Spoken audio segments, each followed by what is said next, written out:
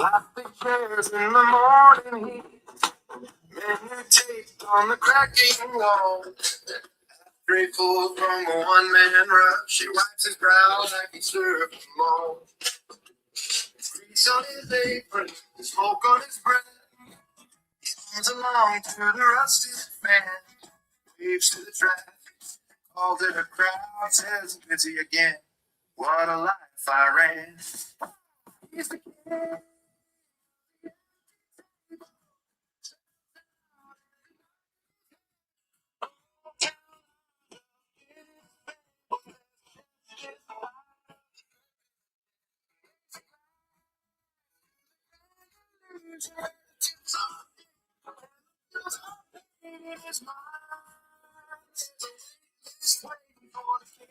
The empty tables he made. 3 cold beers and a flip top back. He lights one up like a victory cigar. Talks to the TV, calls it his staff. Promotes the bridge to a rising star. He hears applause in the clinking spoons from a single pot on a sputtering flame. Full house tonight, he says to the wall, another success. Remember my name, oh yeah, he's a king.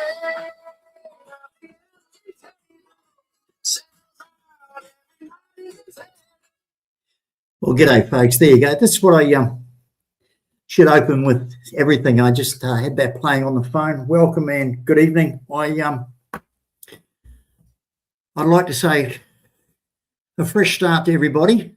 Tell him he's dreaming. Okay, let's start. Okay, there's a new handle for me. Haven't heard that one before. I've got a friend that I think is still on what do you call it? Have a sec on my phone here. Let me see if they're still there. No, where was it? Where did I have that chat? I'm hopeless with this sort of stuff, lad. As you know, tech is not my forte, but there is a reason for this. Now, right, hang on. Where was that? Here we go. So I'm back with the phone open. If that person wants to click back into that, that's fine. I'm starting to develop a habit, ladies and gentlemen. I think everybody's getting a bit of a kick out of it. No, those are not shark's teeth devouring me. This is a kind of a cryptic hint to all the idiots out there to zip it. Yeah, I think you've seen this T-shirt before. This is just a cryptic message for all the numpties that talk shit out there, and we're going to get into that in a minute. You really should zip it, because all you're doing is making a fool of yourself and a fool of the fool that you support. Now, as you all know, I like my drop, and tonight's drop is the same as, actually, I'm being a bit of a con. It's just got this out the fridge. This is it's about the 4th or 5th of my second batch of home brew bottles. So it goes with a bit of a bzzz.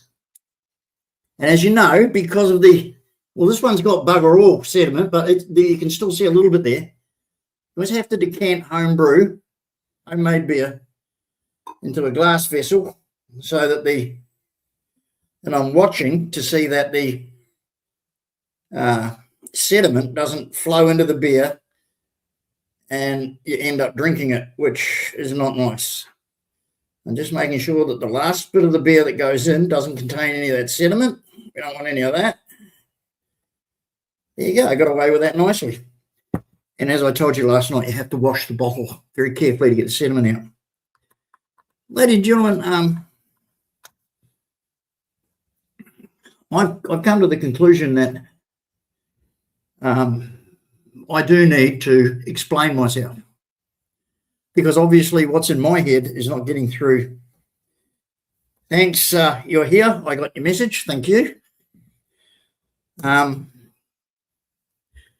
I don't think that the way I think has been transferred, even after all this time. I don't think I've transferred my thoughts and my reasons as to why I'm doing what I'm doing to the people out there correctly. I have at all times thought that the way I do things is truthful. That's why I call the channel Foreigner Telling Truth in the Philippines. Okay, I'll change the name a couple of times, especially now it's Philippines is corruption, which anybody out there wants to argue about that. All they have to do is go to Taliban Municipal Hall and ask why Brian Smith hasn't been locked up for all his violations, and you'll find out who's corrupt or not. When the president of the Philippines, Bongbong Marcos, comes out in the presidential palace, Malacanang, and tells everybody in the country that the public service is rotten to the core in every department, I think you can pretty well take that as verbatim. So me saying that Philippines is corruption, I mean, I'm nothing to nobody. The president of their own country said it publicly this year in front of the entire media of the entire country, that every level of government department business is corrupt to the core, rotten to the core. So don't get stuck into me for repeating what the president of the country said. Now, that's not the point. I haven't got across to you people the reasons why I do things, and that's attracted a whole bunch of idiots who've decided that they'll pull stuff out here. And I'll give you a classic example of that today. Ladies and gentlemen, in the description to this, if you go into YouTube, which I'm going to do now, and you go to my channel for this live stream that I put up tonight, I'll show you what I mean, and I'll explain a little bit more lucidly exactly what's going on. Now, in the description, it says facts. Well, the actual title of the video is Actual Reality, No Pie in the Sky Here Tonight. So no pie in the sky. I'm not going to offer you a load of rubbish. I'm going to tell you the truth, the way I see it and the way it should be conducted for all smart, intelligent, switched on people. So here it says facts, real and accurate information, the truth. In my words, other words, in documents, and on video for all to see, read, watch, and hear. Okay? That's what you've always got from this channel. So tonight, let's just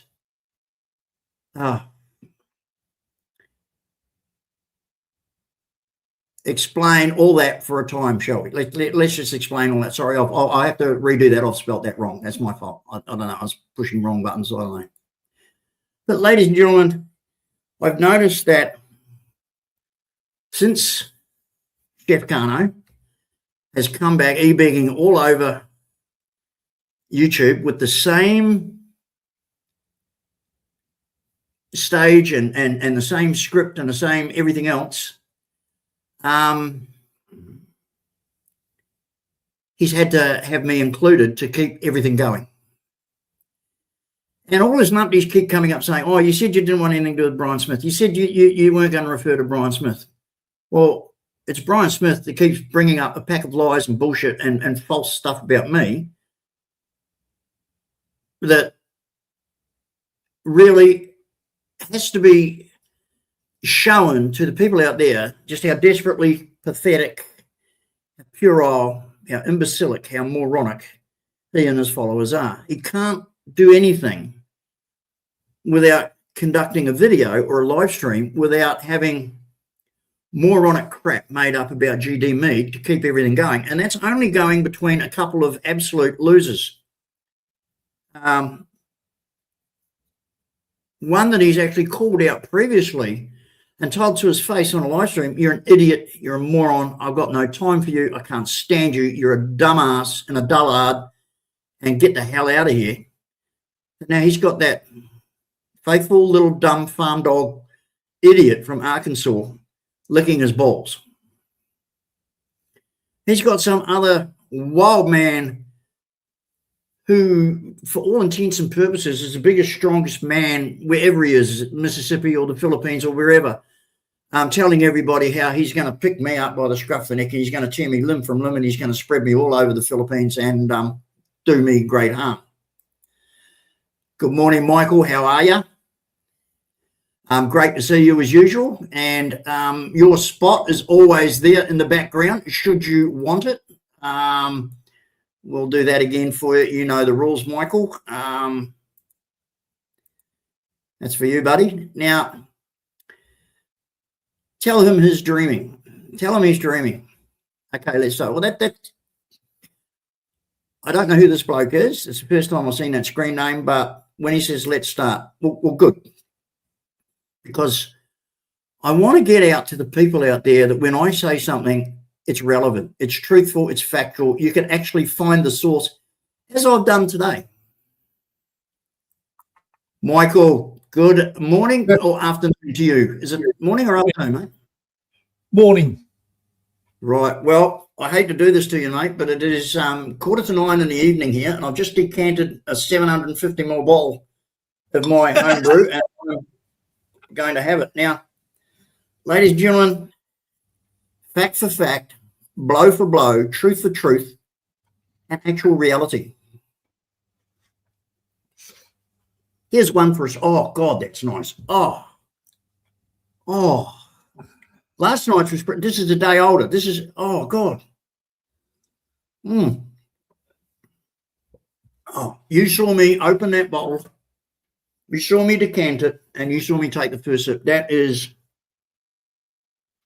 I can't tell the difference between that and Tooheys New. God, that's a good drop of beer. Oh. But like I say, folks, this is a true example of GD following through, showing you what I can do and how I can do it and when I can do it, and following up to you. I always do that. Several weeks ago, I showed you that I'd bought a home brew kit.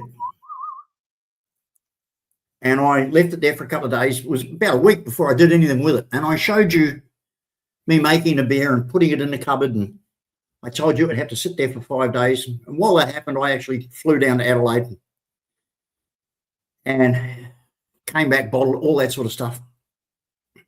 But this is the end result of that video that I made. I followed through.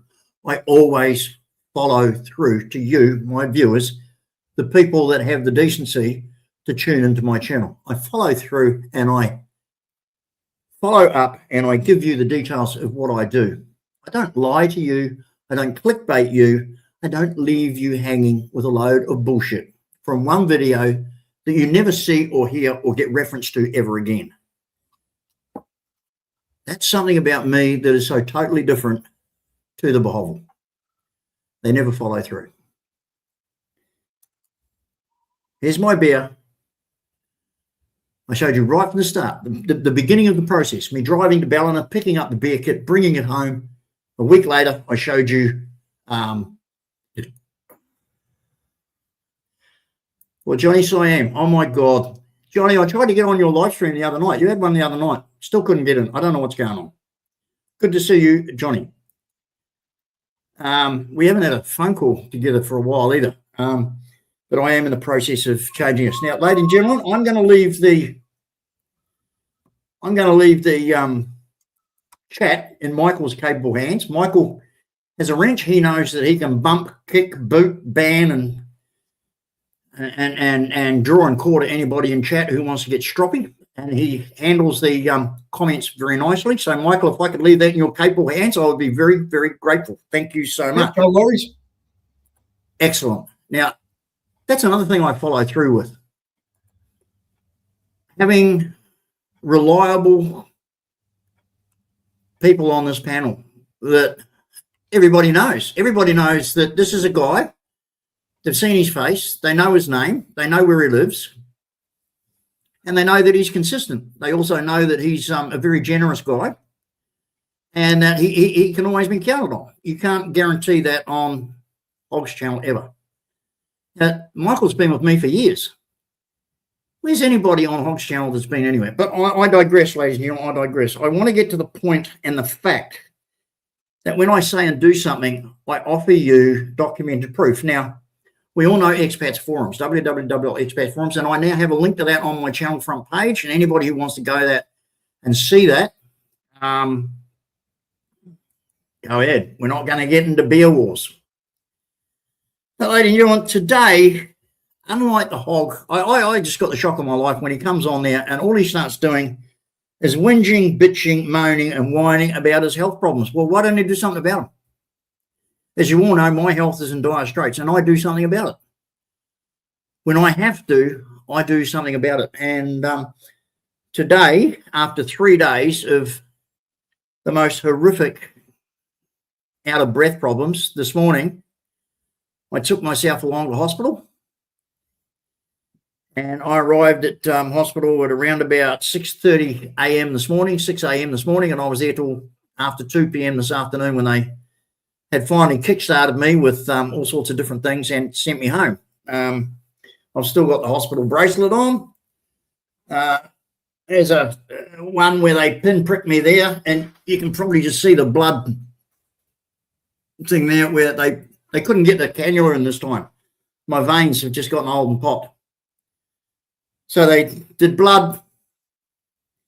They gave me some steroid tablets called Prozidine or Prozidine, and they've given me these ones here today, prednisone. I've got to take 2 tomorrow and 2 on Tuesday. That's steroids to help with the clearing the chest airways. They gave me some antibiotics. And what happened, ladies and gentlemen, you all know that I have my puffers and I take my puffers. So this one, they had to give me another one because there's 200, they have a meter on the back. You see the meter? And it tells you how many shots in there. This one now has 200 shots in it. They come with 202. So you've got to take, you press into the spacer and you take 4 breaths. You do that 12 times. Then you change over to this one, which I didn't have. I didn't have this one. And this is ipratropium atrovent, 21 micrograms inhalation. And this one you take 6 shots and you breathe 4 times and you do that 6 times.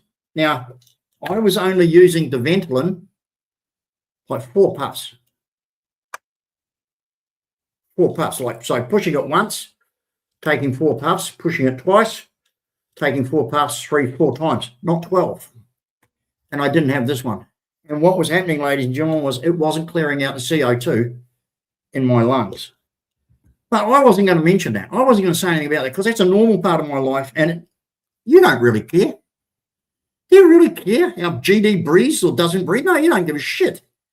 And I am not so pathetically devoid of content to talk to you about that I need to show you this. But I'm doing it, ladies and gentlemen. There's a point. There's a reason to it. The reason is here. You can see it. You can actually see the truth. There it is. Doctor's medicine from the hospital. Okay? The hospital bracelet. As you can see, once you take these off, you can't get them on again. There it is. The blood thing in the arm. Now, up in my room, I've got the discharge job. Do you want me to go and get it? No, you don't. I mean, like, it's ridiculous what I have to prove to be taken seriously by the idiot boss hog himself and the bullshit that he makes out of it, but by the idiots that follow him and the stories that they make up about it. But today, when I sat there listening to his ongoing drivel about how he can't sleep, how he's in pain, how he's got this, how he's got that, where was his medication? Where was him telling, well, I've been to the doctor and he's told me, you know, blah, blah, nothing. Not a damn thing. The guy wants to come across to you as an intelligent, switched on businessman, restaurant owner, vlogger, farmer, entrepreneur.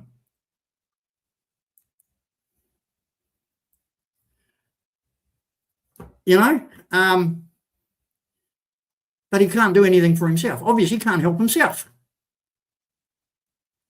Why is he sitting there in front of the camera, whinging and whining to you about his back problem? Not doing anything about it. What kind of dullard, dumbass, sits there and tells you, I'm uncomfortable. Well, ladies and gentlemen, I'm uncomfortable too when I sit down for long periods of time. So GD, being the dumbass that I am, I sent away and I got a form-fitted cushion sent. Now, this is a memory foam cushion. It's great to sit on, to take the pressure off my ass because it was uncomfortable. So I went and got a form-fitted cushion. But did I tell you about that? Do you really care that I got a form-fitted bloody cushion to sit on because I had a sore back? And underneath that, I've got this is brilliant. This is silicone. You can see how soft and thin it is, but it's as strong as hell, and it's really soft. So I put this underneath this form-fitted cushion. Then I put the form-fitted cushion that got the grooves your butt, and I sit on that. You've never heard me complaining that my chair's bad, are you? Because I'm a grown man, a smart man, who's got $1 in the bank, who can afford to look after himself.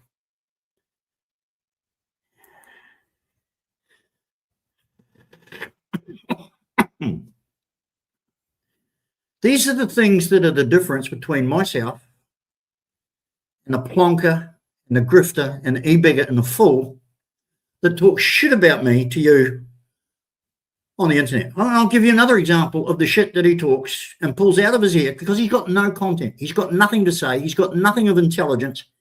He's got nothing of credibility to come out.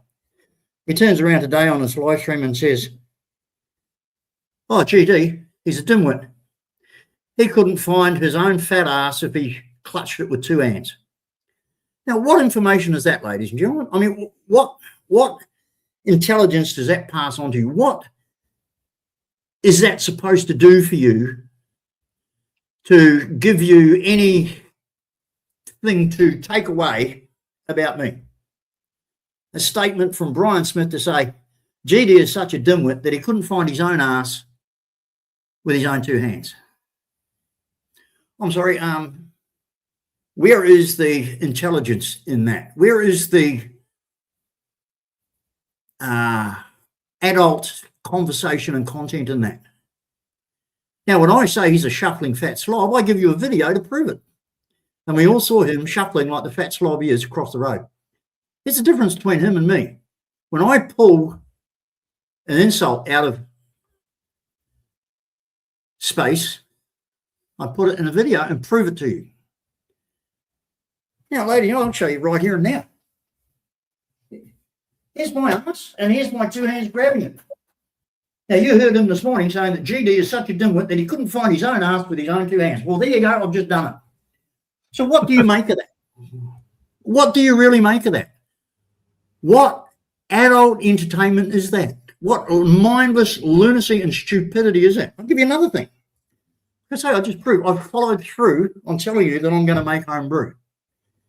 Now, just before he went dark, because he thought that this restaurant was going to make him a fortune, which he now admits hasn't, and now we can all see it hasn't.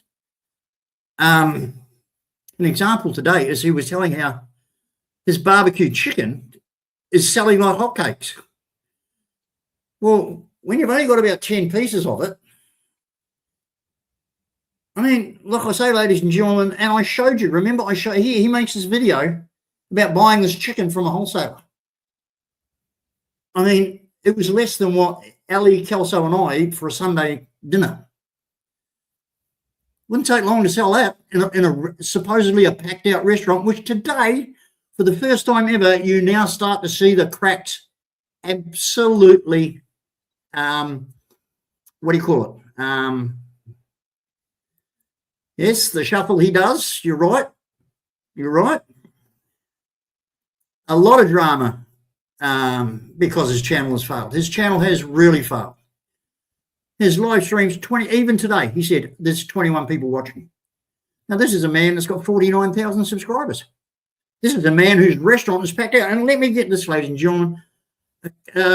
Some numpty on there says, oh, aren't you going to get, what do you call it, T-shirts made up for your restaurant? And he goes, yeah, but not referring to the dimwit. No, I'm going to keep that quiet. Nothing to do with the YouTube channel. Why, ladies and gentlemen? He said, I don't want any drama with the YouTube channel connected to the restaurant. Because if anybody tuned into the YouTube channel and saw what a disgusting, filthy animal slob he is, they wouldn't go anywhere near that bloody restaurant, would they? His YouTube channel is the worst possible. Yeah, telling me dreaming. Like, all his mongs and his followers and his idiots have come in there and they have just started again making up ridiculous things. I'm a welfare cheat. I'm a fraud. I'm a thief. All these false, fake, disgusting claims to get drama and to get idiots gone. There's another thing. His chicken wings. This guy's, you must be watching this as well, whoever you are. If anybody else knows who Tell Him He's Dreaming is, well, it's pretty good. This guy's on the ball. The chicken wings, because food prices have gone up. Truth is, he got no budget. Yeah, send me money. The subtle e-begging. But today he admitted sales yesterday were zero. And he said, and he made the excuse that his back wouldn't allow him to go. And he said, well, then I am going to go. But no, his main guy, E-Boy, has abandoned the joint. And there's only that young fella there in this magically successful restaurant that he now admits there were no sales yesterday. And he doesn't have to go there today because the only reason he would be going there today was to stock up on what was needed to be restocked from the sales from yesterday. Well, there's nothing that sold yesterday. He didn't have to go in there today because nothing was being sold. And we know that because every time we see that place, it's empty. The classic example, now I put up on my last static video, the actual video link to the guy who took that video. It was sent to me by a subscriber from his iPhone a couple of days before Doc Lowe posted that. I'm sorry, Doc, I'm not putting you down or anything. I'm just saying it's the truth. I've got no reason to lie. I actually got that clip before you posted it, but, you know, I didn't know how to upload it. Finally got one of the Filipino boys to help me figure that out. You've got to download it first from email. You can't upload it from email. You've got to download it first into your computer, then you upload it. So I didn't know that. Anyway, that was just a random bloke. And again, the place was empty. We have never seen anything of that place that would, what do you call it, ladies and gentlemen? Give anybody the impression that it's successful. Some messages coming in thick and fast here. Carno's is not making any profit if you open at 1 p.m. Yeah, well, you've missed the lunchtime crowd for a start. You've missed the breakfast crowd. And we know that he wasn't open at dinner time the other day because he was sitting in the hovel doing a live stream. Now, him saying that the barbecue chicken wings are doing, but the whole barbecue setup that Maricel put in there that Tatai spent all his time, effort, and money on with no tools because they've all been sold at the UK store, that whole barbecue system is gone.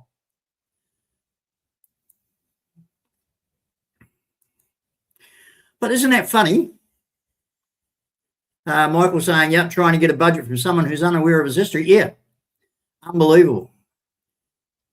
The stores across the road, that's all they've got. They haven't got any fancy gas or electric ovens and that. All they do is barbecue, and they're always full. Why isn't he? Because his reputation, second best reputation as the skank from Mindanao and the failed whatever the father-in-law is from Mindanao, who hangs around with his useless slob and doesn't support the Filipinos against him when he treats them like shit, their reputations are utter garbage in Caliban. And that's why we'll be hearing very soon that this place has fallen flat on its ass and is closing down. Messages coming in thick and fast from this new screen name. If you had money, you would make money with food sales. You'd not stop buying if it sells. Yeah, for fuck's sake. I mean, it's common sense. How many people are sick to death of being sat there and having it drummed into them by this one guy in an empty premises telling you the place is doing fantastic? How many times do you have to hear one bloke sitting there telling the same story in an empty room before you realise he's talking shit. And the only way that you can tune back in to have any interest in what's going on is to hear what more bullshit he's made up about me. Have I been sent to prison for welfare fraud? Has my Asawa been sent to court for cheating a carer's payment out of our social services? It's the only reason that channel is surviving is me, my name, and his bullshit about me and my name. And the three numpties that are there. I'll give you an example, ladies and gentlemen. This is a classic example. Anybody interested in this? When I got home from hospital today at around about 2:30, I was absolutely wiped out because I got no sleep last night. I was a mess. And just sitting up in this hospital, I didn't actually get put into a bed. I didn't actually get admitted. I just sat in this bed. By the time I got home, I was knackered. And I thought I'll listen to his live stream. But I'll just try and keep up with the chat here. This barbecue street failed. Now, telling me, dreaming, look, I don't know if you're Filipino. I don't know if you've been to the Philippines. But I know that you know barbecue street food in the Philippines is probably the most basic and staple type of takeaway food in the whole country. And it is the most spent on. Barbecue street food is the most sold product in the Philippines. There's no way you can fail at selling barbecue street food unless the people don't want to buy it off you because you're this, that, or the other. Well, they've obviously realised, and no, word's got around, don't buy it off him. Not only does he call us all scum, lazy, useless, thieving bastards and treats us like shit, he's filthy, he's disgusting, his hygiene's crap. Now, listen to his live stream this afternoon when he was talking about a place that he went to go and get food and they weren't clean. They were dirty. And he says, I don't care if it's clean or not. He said, I don't care if they're clean or not. Well, if he doesn't care about other people serving food are clean or not, imagine the filth in his place. He doesn't care about cleanliness in a restaurant. It's in his live stream today, towards the end, towards the last 15 minutes. Go and listen for yourself, where he flatly tells that he doesn't care about the cleanliness in a hygiene situation in a restaurant. He doesn't care.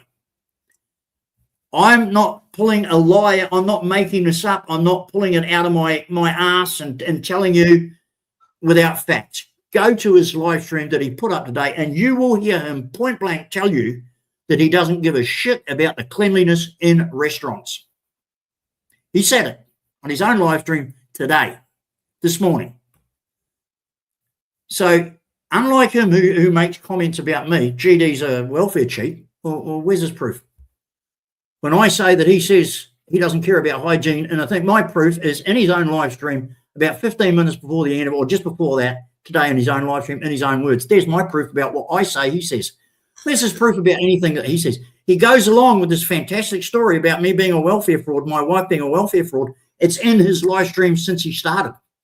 And he continues to foster it and to send it along and to talk this shit with his idiot monkey mates. And it's just absolute garbage. Why do people listen to it? Why are Southern Americans such fucking ignorant twats to go along with this week after week after week of absolute puerile bullshit? It's got to tell you about the culture and the imbecility of a great number of people from the southern states of the United States. Now, not all of them, just that lot. I'm not crucifying the whole southern states of America, just that lot, because there's no way you can get around it. They're morons. They're utter morons. And the only way that this fool in Telebon can keep his existence going on the internet is to continue this exaggeration of a complete and utter defamatory lie. Absolute slander and lies.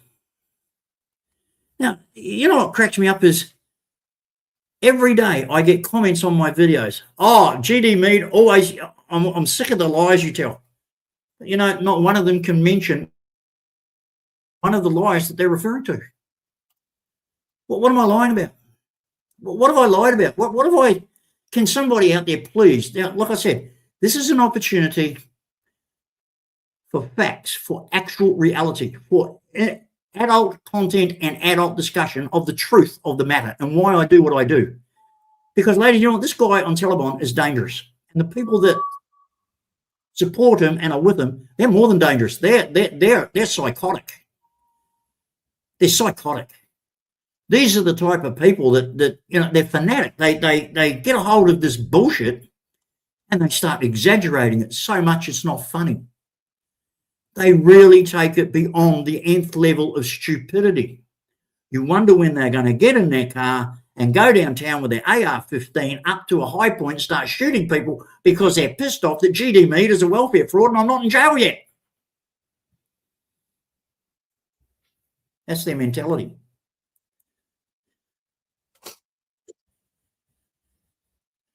Now, where's Tony? Tony Buick. How you going, Tony? Haven't seen you for a while. Sorry. Tony Buick is in the house. G'day, Tony. Now, listen, there's another thing that I wanted to discuss with you today, ladies and gentlemen, that's really relevant to the truth about what you believe, about the credibility, and whether or not you should be supporting a man who is treating you like an absolute dumbass. Now, if you go to the last 15 minutes of today's live stream coming out of the Taliban, out of the Behold, you will hear Bruce, the Wall Street genius, the tier 1 and tier 2 stock trading commodities broker genius. But, well, that's what they were on the last live stream, only 2-3 days ago. He and Van Turner were advising everybody and telling everybody how successful they are trading market shares and stocks on Wall Street and on the internet and making all these, and how many accounts they've got and how wonderfully successful they are. And Boss Hog sitting there, because remember, Boss Hog is a multi-billionaire gazillionaire advising the Philippines government on how to sell housing. Don't forget that. You know? Even if at the same time he's got some subscriber truck driver paying his medical bills and wages bill and electricity bill for him. This millionaire gazillionaire has got these stock broking geniuses on his channel 2 or 3 days, and again today, Van Turner and Bruce Grimmelwelch, or whatever his name is. Now, ladies and gentlemen, I have heard some moronic, absolute stupid shit in my life about passports and visas, but what I heard today on that channel was beyond frigging ridiculous. And again, truth, real facts, in video, you can watch, you can hear. Go and have a look at the last 15 minutes of his live stream today where Hogg, Van Turner, and the successful stock trading brilliant genius from Wall Street are telling everybody and asking everybody, can a US passport holder, in other words, a US citizen, you don't get a US passport unless you're a US citizen. Can a US passport holder who's leaving the Philippines to go to the US get entry into the United States on a US passport? And I'm going, UNSA? UNSA, ladies and gentlemen, is a Bisaya word for what? And I just sat there and I went, UNSA? What? Can an American passport holder be granted entry into the United States unless he has a Philippines visa? And I'm going, are you serious? What utter friggin' stupidity, lunacy, and dumbassness is this? If you've got a US passport, obviously you can get into the US. You don't need a visa from the Philippines to do it. This guy, Bruce, is the stock market genius, the money moving and shaker, but he doesn't know that a US passport can get his kids have got US passports apparently, but because they're born in the Philippines, he thinks that he has to have a Philippines visa attached to his US passport to take his kids back to the US. I mean, how dumb can you be? How utterly dumb can you be? But you see, ladies, I'm not making up a story. I'm not pulling something out of thin air and talking shit. I'm talking what these supposed brilliant shakers, money movers, and intelligent men who want you to give them respect. We're talking about today the most utterly ridiculous crap you've ever heard in your life. And they were running around all over the place, didn't know what they were talking about. But hang on, ladies and gentlemen. Hang on. I discussed this with a friend today. And I said, do you know how disappointed I am in all this? Yes, Michael, Hog is the alpha male. And that is a complete delusion. And yes, the free pizza giveaways have stopped because the 3 that he gave away broke the bank. I'm telling you, stream, the 3 that he gave away broke the bank. Or the 3 that he gave away and cut up into slices, the 6 or 7 people that were there on that failure of a day of a free gift went around town and says, oh my God, I was sick for a week. They tasted like shit. You know? But anyway, listen, getting back to this today. This guy that tells you he is this stock market genius, and Boss Hog saying, oh yeah, look at me, I've got these intelligent, adult, wonderfully switched on, successful people on my channel. But this guy doesn't know that his children's US passports will get them into the US without. Why would they need a Philippines visa to get into their own? I mean, it is beyond a joke. Not coming back. They don't need a visa because they automatically get 50 days or 30 days or whatever. So I'm thinking to myself, they're going back and forth on this topic for 10 minutes. And Boss Hog said, oh, well, I don't know. And I'm thinking, well, hang on, Hog. No, that's not right. You're the expert. Brian, now, and here's something I'm going to really blow you guys out of your minds because this is the truth. Again, you all know it. You've all seen it. You've all heard it. You can go back and I'll give you the link and you can go back and watch it and hear it again if you like. But isn't Brian Smith the guy that can pick up a phone, call immigration, and have someone blacklisted from entering the Philippines or someone kicked out of the Philippines and blacklisted? So if he's got that power and he knows these people, I was waiting for him while all this was going on to advise his hugely successful stock market witch king from Wall Street and his associate Van Turner, the mountain man that hides in the mountains of God knows where because he's too afraid to tell GD where he is because I'll take him to pieces and tan his hide. But Boss Hog didn't get on his phone and he didn't call his minions because obviously they have to be his minions when he can pick up the phone and tell them what to do. You're going to blacklist GD me. I'm making a phone call. He's got that much power, ladies and gentlemen. Remember, this is the same guy that's influencing the Philippines government into 500 billion pesos worth of housing development. This is the guy that's knocking around with these massively successful Wall Street stockbrokers. Unfortunately, the only person that can support him in this is an illiterate, minimum wage, trailer trash farm bum. I mean, the mind boggles, ladies and gentlemen. And I'm not making any of this up. I'm telling you exactly how it is because I tell the truth. So why didn't Boss Hog get on his phone and contact his all-powerful immigration friends today when he's having this massive conversation about this problem with whether or not this guy could take his kids who've got their own independent American passports. They were born in the Philippines, apparently, and he wants to take them back to America. They've got American passports, but he can't figure out whether or not they'll be let into America unless the Philippines gives them a visa. I mean, ladies and gentlemen, stupid is as stupid does. You can't make this shit up. You can't make this shit up.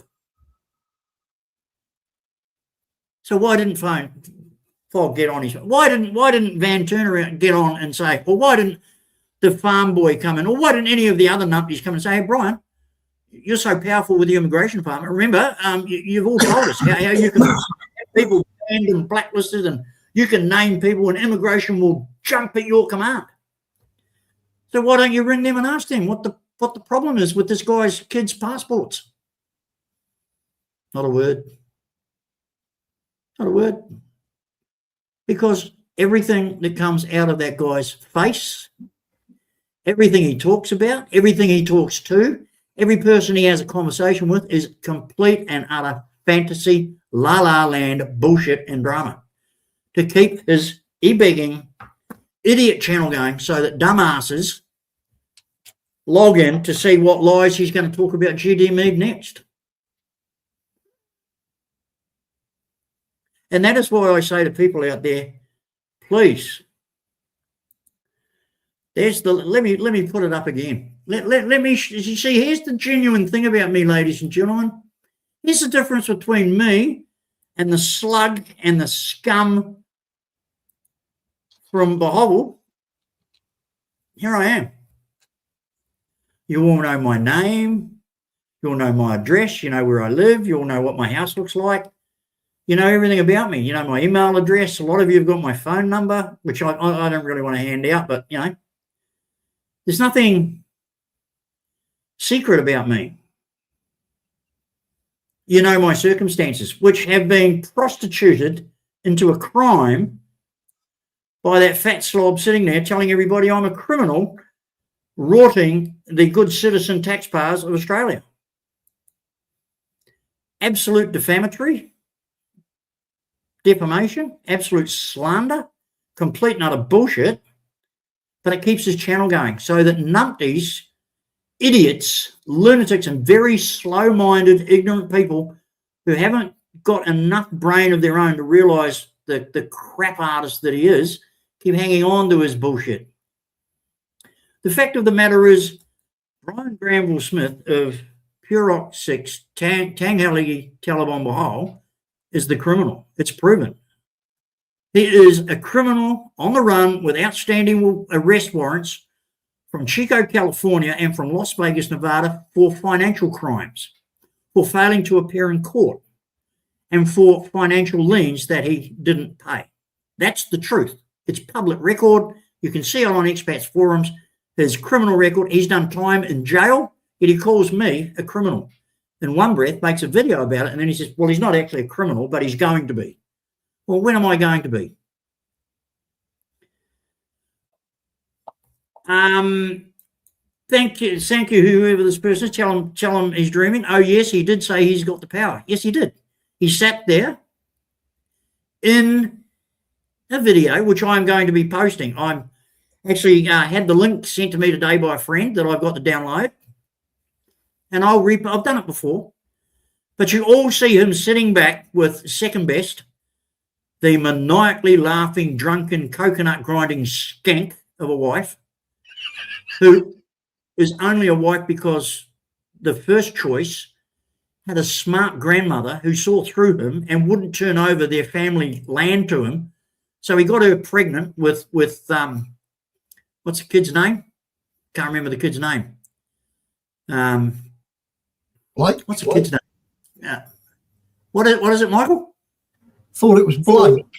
Blake, that's right. He got Marley pregnant with Blake, dumped them in the road like utter garbage, had nothing to do with them ever since, because the grandmother was smart enough to see through him for the grifting loser that he is and wouldn't turn over their 7 hectares of land to him.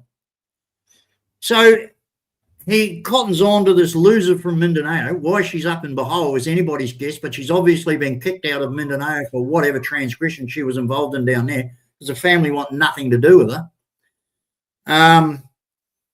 And out of desperation, she hooks up with him, only to find out, unfortunately for her, that he is the loser he is. But we know that she's got no morals. We know that she is a person of low self-esteem and character, because she's quite happy for him to post videos of him and Rizzuto in the sleaziest, skankiest, bloody low-class bar on the island of Bohol with 2 cheap sluts getting drunk while Rizzuto's doing his best to manhandle them and play with them and all the rest of it, and then admitting that they're so drunk that they couldn't even find the road to get home.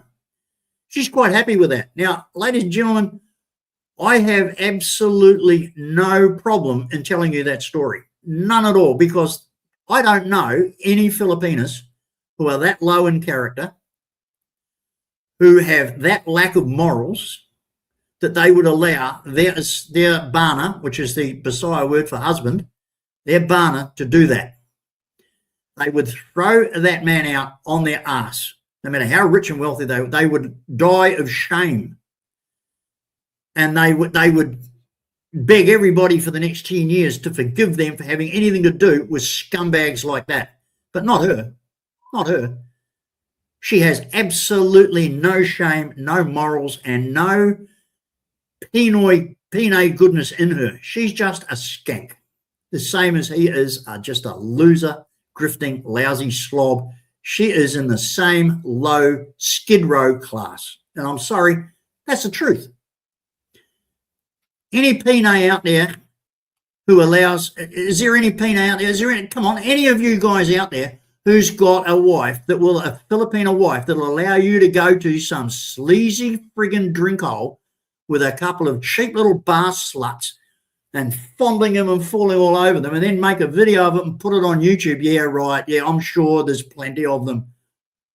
Not in the world that I know. Not in any part of the Philippines that I know would a decent Pinay allow that to happen.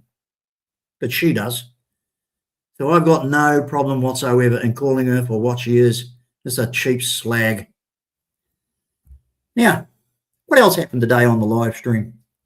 As I say, the constant rubbish that he's got to tell you and interest you in his problems. He can't sleep. Oh, does he want a new bed now? Does he need new mattress topping, sheets, pillows? Because he couldn't sleep last night. So obviously there's something wrong with the bed. Must be.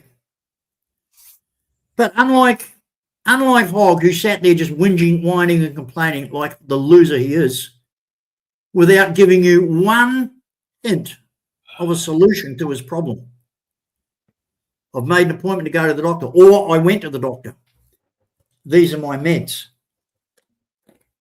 This is what I'm taking to help alleviate. At the moment, it's not working. I think I need to take some more, or I need some stronger medicine. No, nothing.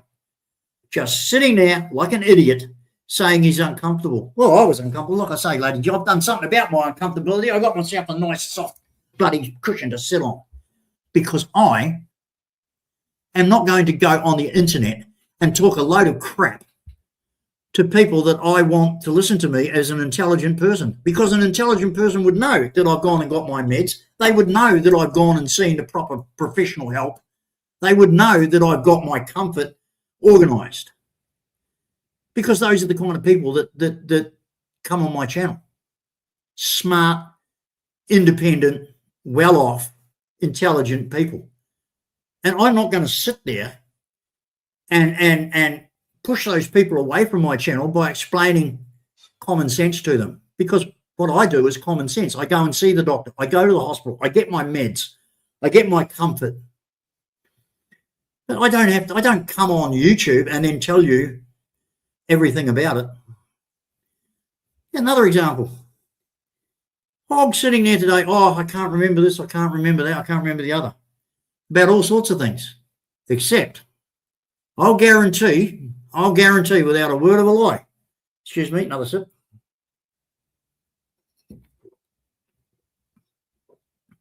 I will guarantee you, without a word of a lie, that if you were to drop into the Bohovel today and you look around the Bohovel and there's a nail in the wall, you say, where'd you get that nail, Brian?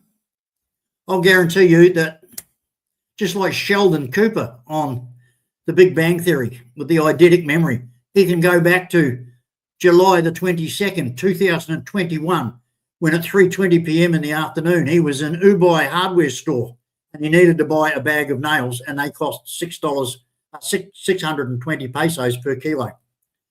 He'll nail you down pat. Every peso cost of everything that's every peso that's left his grubby hand for whatever reason over any date, over any time, how many years ago, you'll be able to name that. He'll be able to tell you exactly what was going on. But anything else that's important? Oh, I don't know. I can't remember. I can't think of that. But anything to do with any kind of cost, any peso cost, he will spout it to the last centavo straight off like you've just looked up Google. I mean, unbelievable. Unbelievable. It's one thing that we all know about. But you see, here's the trouble with Brian. His memory is so inconsistent. He really doesn't know what he says one video to the next. So from Michael, the only thing Hogg has done of any good, he's such a failure, even his own kin will not breathe with him. He had to go abroad. Yeah, there you go. And as for I've seen lately that he's had that train wreck of a daughter. I mean that. Yuck. You know, the apple did not fall far from the tree. It's just low-class trash from that is the Hogg. I mean, his daughter has even somehow managed to become even a step lower down the evolutionary scale. I just don't know how they do it, you know? Yes, crickets, all you're going to hear. Yeah, exactly. Yep, you're not wrong. So there's the link, ladies and gentlemen. Michael doing his best for me in chat, and I really appreciate it, Michael, because, you know, yeah. That was praising her up. Yeah, well, you know, both his daughter and his second best companion. I'm sorry, but I've not pulled anything. I'm not being mean. I'm not being nasty. I'm just telling the truth. There is no Pinay that I know. I have not met any Filipina who would allow her husband to do what he does, who would stay with a husband, a bana like that, and who would not be ashamed to her boots to be around a freak like that. But to actually make a video of it and put it on the internet so that all her friends can see what a low-life arsehole he really is, there is no way. Look, if I went down the local pub and sat around in the beer garden with single women drinking beer, that'd be it. My bags would be on the doorstep when I got home. I wouldn't have to put a video. If someone rang my missus, if Jeff's down the pub drinking with local girls in a public bar, my bags would be on the doorstep when I get home. Because my wife has morals. She's got self-esteem and she's a decent Pinay. There's no way she'd put up with that. And there's no way I'd subject her to it because I'm not that kind of animal. Only a low-life loser, well, only a Brian Smith would do that to a Filipino. I'm sorry, but there you go. Yeah, Blake, thanks. Tell him he's dreaming. And thanks, I appreciate that. Oh, my God, Spartan Storm. Oh, look, I just scrolled. Thank you. G'day, mate, all the way from Norway. Hey, Hoggy cutting down all the coconut trees on statistics, more chance with drink driving charge. Oh, yeah. Cutting down the coconut trees. Did he get a permit for that? Oh, sorry, what am I talking about? GG, you bloody idiot. Oh, my God. Listen, we're over the $100 mark, ladies and gentlemen, with that little contribution from Spartan Storm, with that contribution. Thank you so much. Really appreciate it. Someone in the Philippines is going to be 4,000 pesos better off very soon. So thank you so much. He said not to care about his health. Oh, oh yeah, he says, oh, we're all going to die and he doesn't care and it's not a problem for him and all the rest. Look, how long have we been talking, lady? 58 minutes. Look, it's still got a head on it. It's still bubbling up. Look at this beer. Look, he's still got a head on it. She's still bubbling away nicely. I'm telling you, ladies and gentlemen, this is, I am so happy with my beer brewing skills. But like I say, when I started this live stream, to show you that GD carries through. He actually does what he says he's going to do. And this is the end result of me going to Ballina, buying the kit. I showed you what consisted of with all the different pieces and everything else. I showed you how to make it. I showed you once I'd made the first brew. And now here it is. I'm drinking it. Now, this is only a small project. Now, I had one small project, and I'll make a static video on my camera, on my phone, if it lasts more than 5 minutes. My jalapenos are still growing quite nicely, thank you.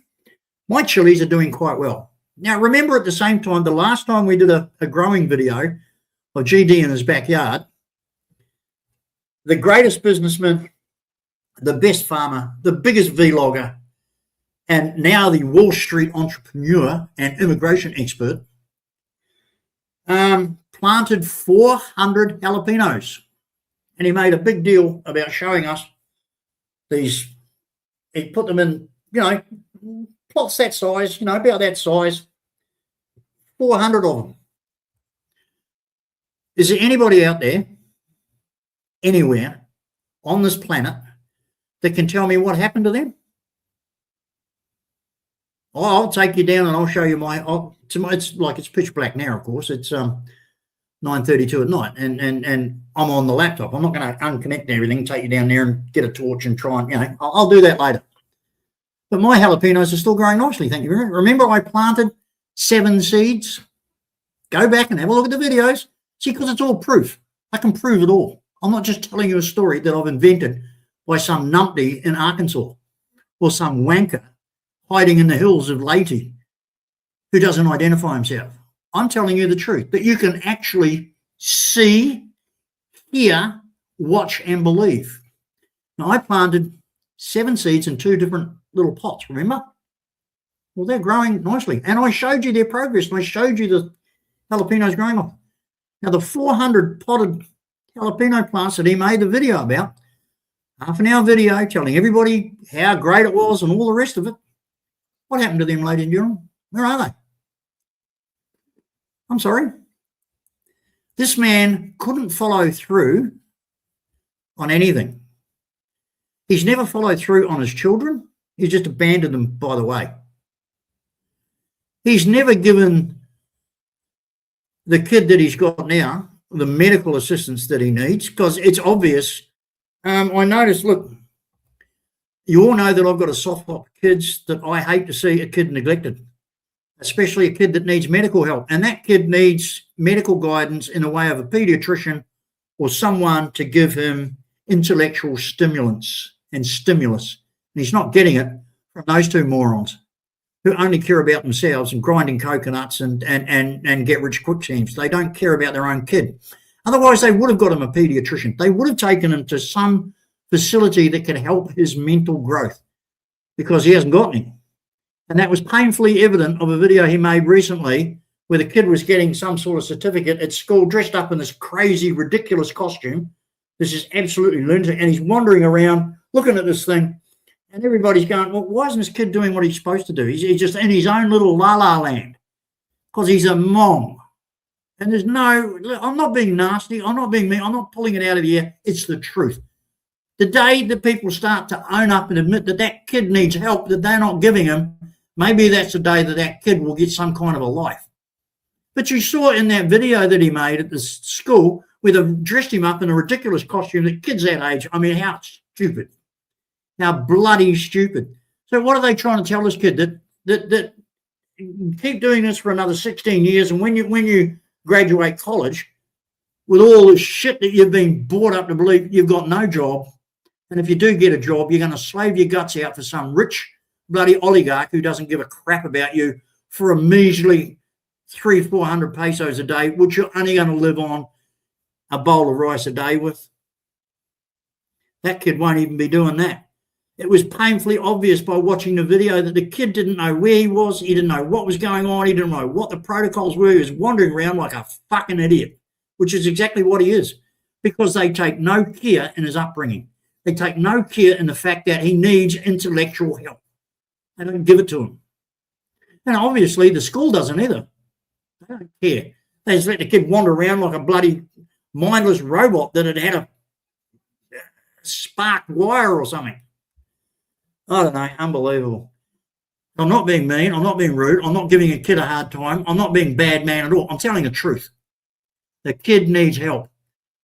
And until you fucking idiots realize it, until you stop kissing his ass and getting him to do the right thing by his own child, then go fuck yourselves. Because they're only going to end up like the idiot hiding in the hills of wherever he's hiding, making idiotic threats that will never come to pass, Van Turner, or they're going to be another anonymous wanker called Bruce who doesn't even know that his own kid's passport will get them into their own country, another fuckwit, or they'll be the grifting loser on the run from the United States criminal fraudster Brian Smith, or the welfare cheating stupid cow that's his daughter. I mean, fuck's sake, pick one of them, and all you've got is a giant bowl of utter fucking losers. Am I missing anything? I mean, I'm being totally, brutally, bluntly honest that we all know. We've all seen it. So why is everybody turning a blind eye to it? That guy wants to sit there and convince his users that my wife and I are stealing from the Australian taxpayer when it's just complete and utter total fantasy. Sheer lunacy. But they don't want the truth told about themselves. They'll make up any kind of bullshit about somebody else, but when the truth about themselves comes out, they get all these moronic hangers-on to come out defending them with a pack of absolute garbage. Well, good luck. So, tell him he's dreaming. Well, was proof Brian gave up growing vegetables he failed at, that even helped himself to Mike's farm to take his squash, so he will show you his second best little garden out? Yeah. Well, not only did he help himself to Mike's farm take all his squash, I mean, didn't he completely, utterly and totally strip that guy Pete's place when he died? And I heard that the curtains inside Pete's house ended up in his house. I mean, how unbelievably trashy can you be to actually go into a dead man's home and take his curtains, for God's sake? I mean, look, that is ghoulish. That is ghoulish, and that's beyond tacky. That's beyond cheap. It's sick. Taking a dead man's curtains out of his house to put in your own house. I mean, oh God, I feel like something slithered across me. That's just purely disgusting. But that is Brian Smith. He thinks nothing of it. That's quite okay, ladies and gentlemen, to go into a dead man's house and steal his curtains. Now, ladies and gentlemen, I'm not making this up. Anybody on this channel who has any connection to this channel and any availability to understand and know the backstory knows that what I'm telling you is the truth. He stole curtains out of a dead man's house. He stripped it of its valuables. Boom, just like that. All disappeared overnight. It's a fact. We all know it. Yes, how else is the hog getting his home reno done and the doors and everything else? Yeah, exactly right. Exactly right. Now, where is the money coming from that he says that he's just come into? Now, I like the fact, okay, look, Dr. Lowe and I don't get on, but Dr. Lowe does bring up some salient points in his videos. And the other day he said that Smith on his live stream admitted to everybody, well, we've got some money now. Well, where did that come from? There's no way in the whole wide world that he has been paid Social Security. Ladies and gentlemen, I'm an Australian. I know nothing about American welfare payments and systems and all that sort of stuff, but I do know enough that I've been taught enough by American friends that have come over from America and been in my home. Jeff was telling me when he came over from Half Moon Bay in California that you have to work a certain number of years and you have to get credits, and you have to pay in a certain amount of money in a certain fund to get those credits. What is it, a 104K or something? I don't know. And then you get at age 62, you can apply to have that back. But the absolute maximum you can get back is what Boss Hog's saying he's getting, and he's paid into nothing for never. Was he paying into that while he was in prison? Was he paying into that while he was on the run from Chico, California and Nevada for his business debts with that chopped up piece of crap that he called what do you call it, thing? Tony, you know what to do? Okay, now, ladies and gentlemen, we've got the happiest man in Adelaide, Tony. How you going, buddy?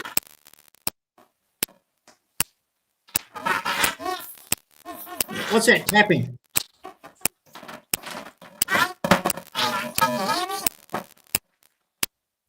Something wrong with your sound, Tony? Yeah, there's something wrong with your sound. It sounds like you're speaking through an electric guitar.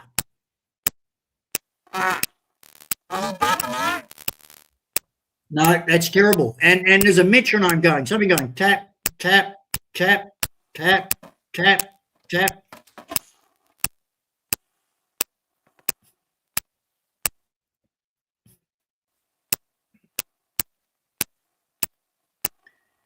It's all stuffed up, Tony.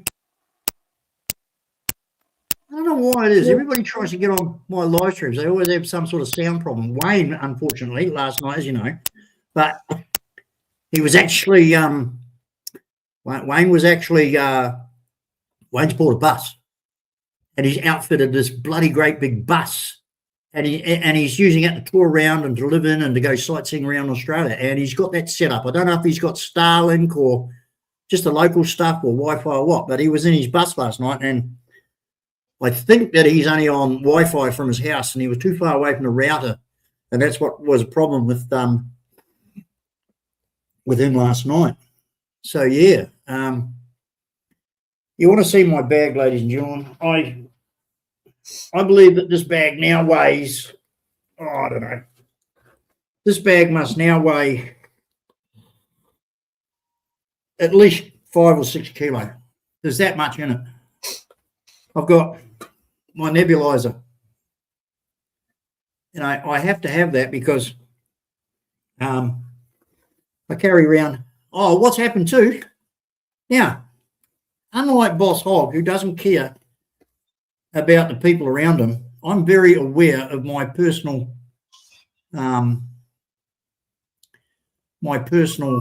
presentation. Now, let's try again. How's that one? Say something, Tony.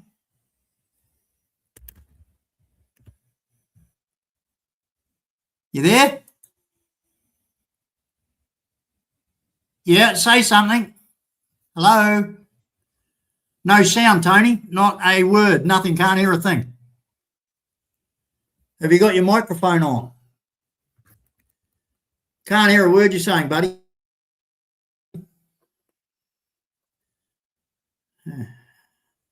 So anyway, I asked the doctor. Now, since I've been, oh, pardon me, the last couple of weeks since I was down in Adelaide, I've been very aware of something that doesn't normally happen to me. I don't normally sweat. Yeah, what do you got there, mate? What do you got there? I can see you, but we can see you, but we can't hear. Now we can't see anything. Now it's just a blank screen. Yeah, so anyway, for some reason or other, I don't know if it's the new medicines I'm taking or what. I don't know if it's the new material from the T-shirts that I'm buying, but I've developed a rather unpleasant underarm odor. I don't mind admitting it. Like I say, I tell the truth. So I now I always carry around a full can of underarm deodorant. So every now and then I'll just get a whiff. Shit, I only had a shower 3-4 hours ago. But with my breathing problems, I take this medicine and then I start to sweat. And I'm sweating, I'm actually getting wet under the arms. And it is an odor. So I'm aware of that. So I carry that around. My nebulizer. Now, I carry this around for a number of reasons. It's a flashlight, radio, and it's a power bank. It can be used as a power bank to plug in all your devices. So if I'm at the airport, I took this because while I'm at the airport, I've got some. While I'm at the airport, anybody who plugs their phone into an airport Wi-Fi or into an airport power plug is an idiot.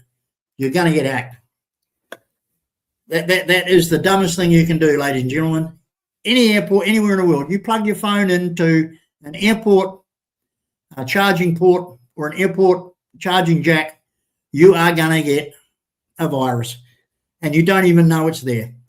There'll be some numpty sitting over in the corner with his laptop, and he'll log into your network, and he'll get everything, and you won't even know it's been done. Do not. Sorry. What's that? Hang on. Yeah, do not ever plug into a network. Hang on, we'll try Tony again. There you go, Tony. Say something, mate. How are you? How are you, man? There you go. We got you. We got you. So I don't know what was Yeah. wrong with your audio, but there was something. So down the side Well- of the famous badge. I don't know what that's doing in there, but there it is. What's in the middle pocket? Oh, Endone painkillers.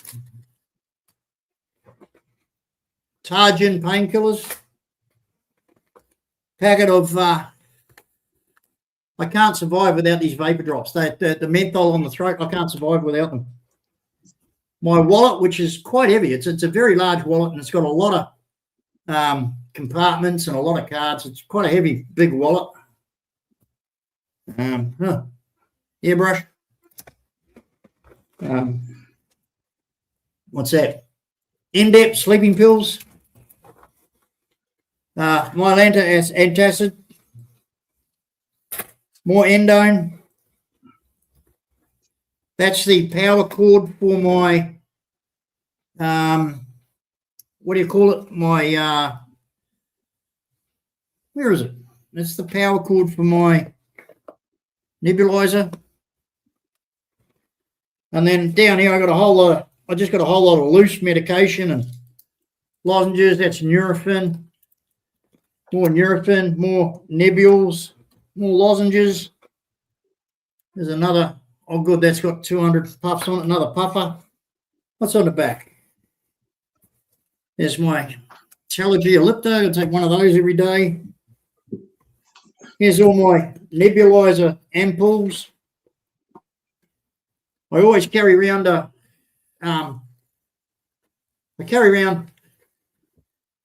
plastic disposable gloves because I quite often have to wipe my neck and chest with Vicks Vapor Rub so I can breathe properly. So you get all greasy and that with your with it, because it is greasy. So I carry around this. So there's that prisoner's zone or whatever it's called. So I carry around 2 jars of Vicks because I go through it. And when I'm in the hospital or waiting somewhere, I've got my phone charger with a 3 meter lead, and then I've got extra, running out of breath, extra nodules for Well, let someone else talk if you're running out of breath. Oh, mate, yeah. Let Michael talk with someone. Well, anybody, like I said, the opportunity, if you want to have a chat, that's why I put up the link. It's an opportunity for people to say, well, listen, Jeff, we've listened to you all night. Now, I've done nothing tonight that I think. Yeah, I haven't lied about anything. I haven't made up any stories. I haven't been, in my opinion, I haven't been mean or nasty to anybody. I've just told the truth as I see it. Well, you have a bit. Yeah, listen, can you hear me, Meaty? Yeah, well, you tell me what you think. You tell me and I'll answer you the best I can, because the way I see it, I'm being accused of... Well, Tony, remember that I'm having a go at the people that are calling me a criminal, stealing off you. You're an Australian taxpayer. They're directly, Boss Hogg and his people are directly accusing me of stealing your tax money. And I resent that, and they can go fuck themselves. And I will attack them. I will attack them any way I fucking can to let them know, fuck you. And I will bring up their filth, because they've got shitloads of filth. They're all filthy. They're all low-life scum, and I don't mind telling people they're low-life scum to remind them who they're supporting.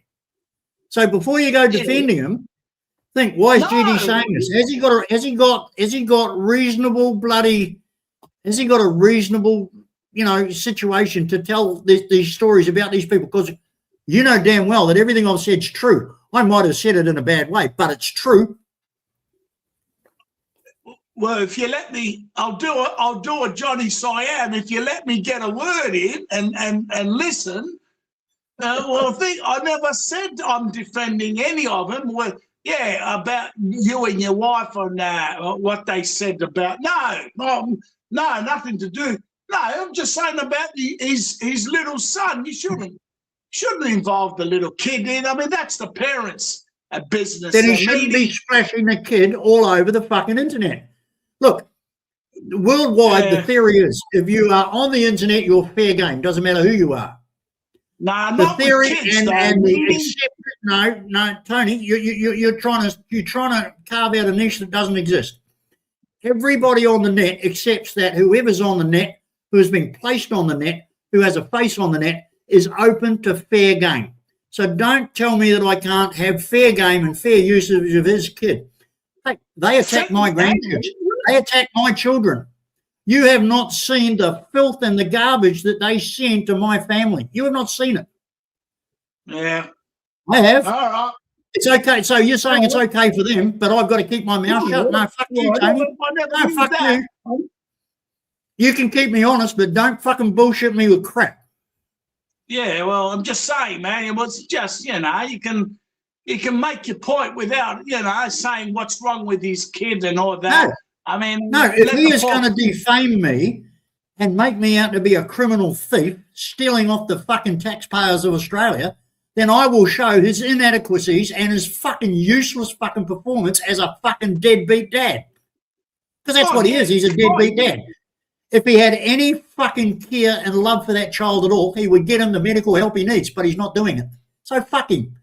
And if you get upset by the fact that kid needs medical help and he's not getting it, well, I agree. They've said about you, like ripping off what they. Oh yeah, I'm with you there. No one should have a go at you when you've been honest all your life and you've no such thing, and that's all made up bullshit. But I'm not.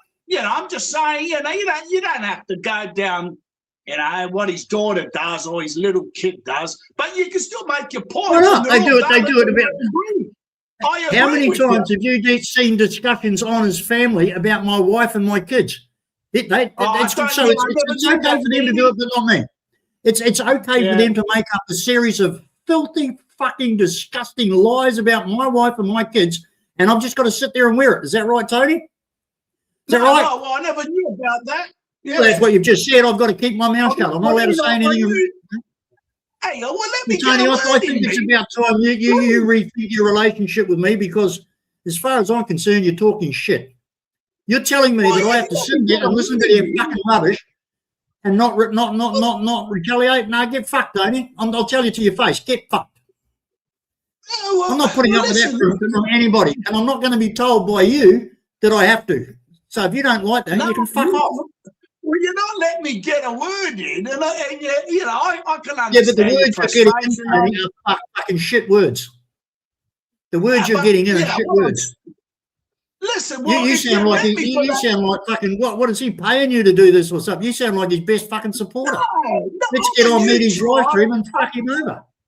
I'm on no one. I mean, listen, come on, man. I've known you for about 5 years. If you met me for that cuppa on that day and you told me all the stuff they did about your grandkids, well, I would have had a different perspective. I knew about they've attacked your wife, but I didn't know about grandkids and that. And I was looking forward to that cuppa, but like you said, you had other things going on, and I can understand. But like I said, have you seen the filth that his black mate in Mississippi puts up about Massachusetts puts up about my mother? I never knew these. Listen, he's all happy about that. He's all happy about that. How can I be happy if I never even knew this stuff? And I haven't even checked Brian Smith other than when you bring up something. No, sorry, Tony, we're cut from a different mold, mate. We're cut from a different mold. Yeah, I'm just. Well, listen. Hey, what happened a week ago? I was telling you, Meaty, you're enjoying life. You got a good life. You got a good, comfortable house. He's suffering. He's wearing the same clothes. He's got to think all 6 ways how to feed his family. I can understand it's a third world country, and you agreed with me. You said, yeah, time to not take things too personally. Make a critique. Observe and have a laugh on it. Have a laugh on how tough things are for him. Slow down. But you're getting back into the thick of things where you've taken it, you're going crazy, you're becoming obsessed again, Meaty. What happened to you? I'm not said obsessed you with were gonna anything. sit back, take a back seat, and relax. You can still He's observe come back and on make the a few internet. points. He's come back, and like he did today, he sat there and he's brought up sheer and utter total bullshit and gone along with the sheer and utter total bullshit, filth, lies, and disgusting comments about me from the idiots that support him. And he's done it to continue his live stream. You mean today? Now, that's okay, is it? That's okay, is I it? haven't seen his live stream, so I don't know Well, then until you do, stop Yeah. making stupid comments because you don't know what you're talking about. You've just admitted you don't know what you're talking about. If you haven't seen fair it, enough. then don't Fair enough talk with the shit. adults. Hey, me, The longer he fair wants to enough sit with on the his fucking adults. idiot life, the longer I'm going to call him out for the fucking train wreck of a tragic, toxic piece of shit, grifting, lying,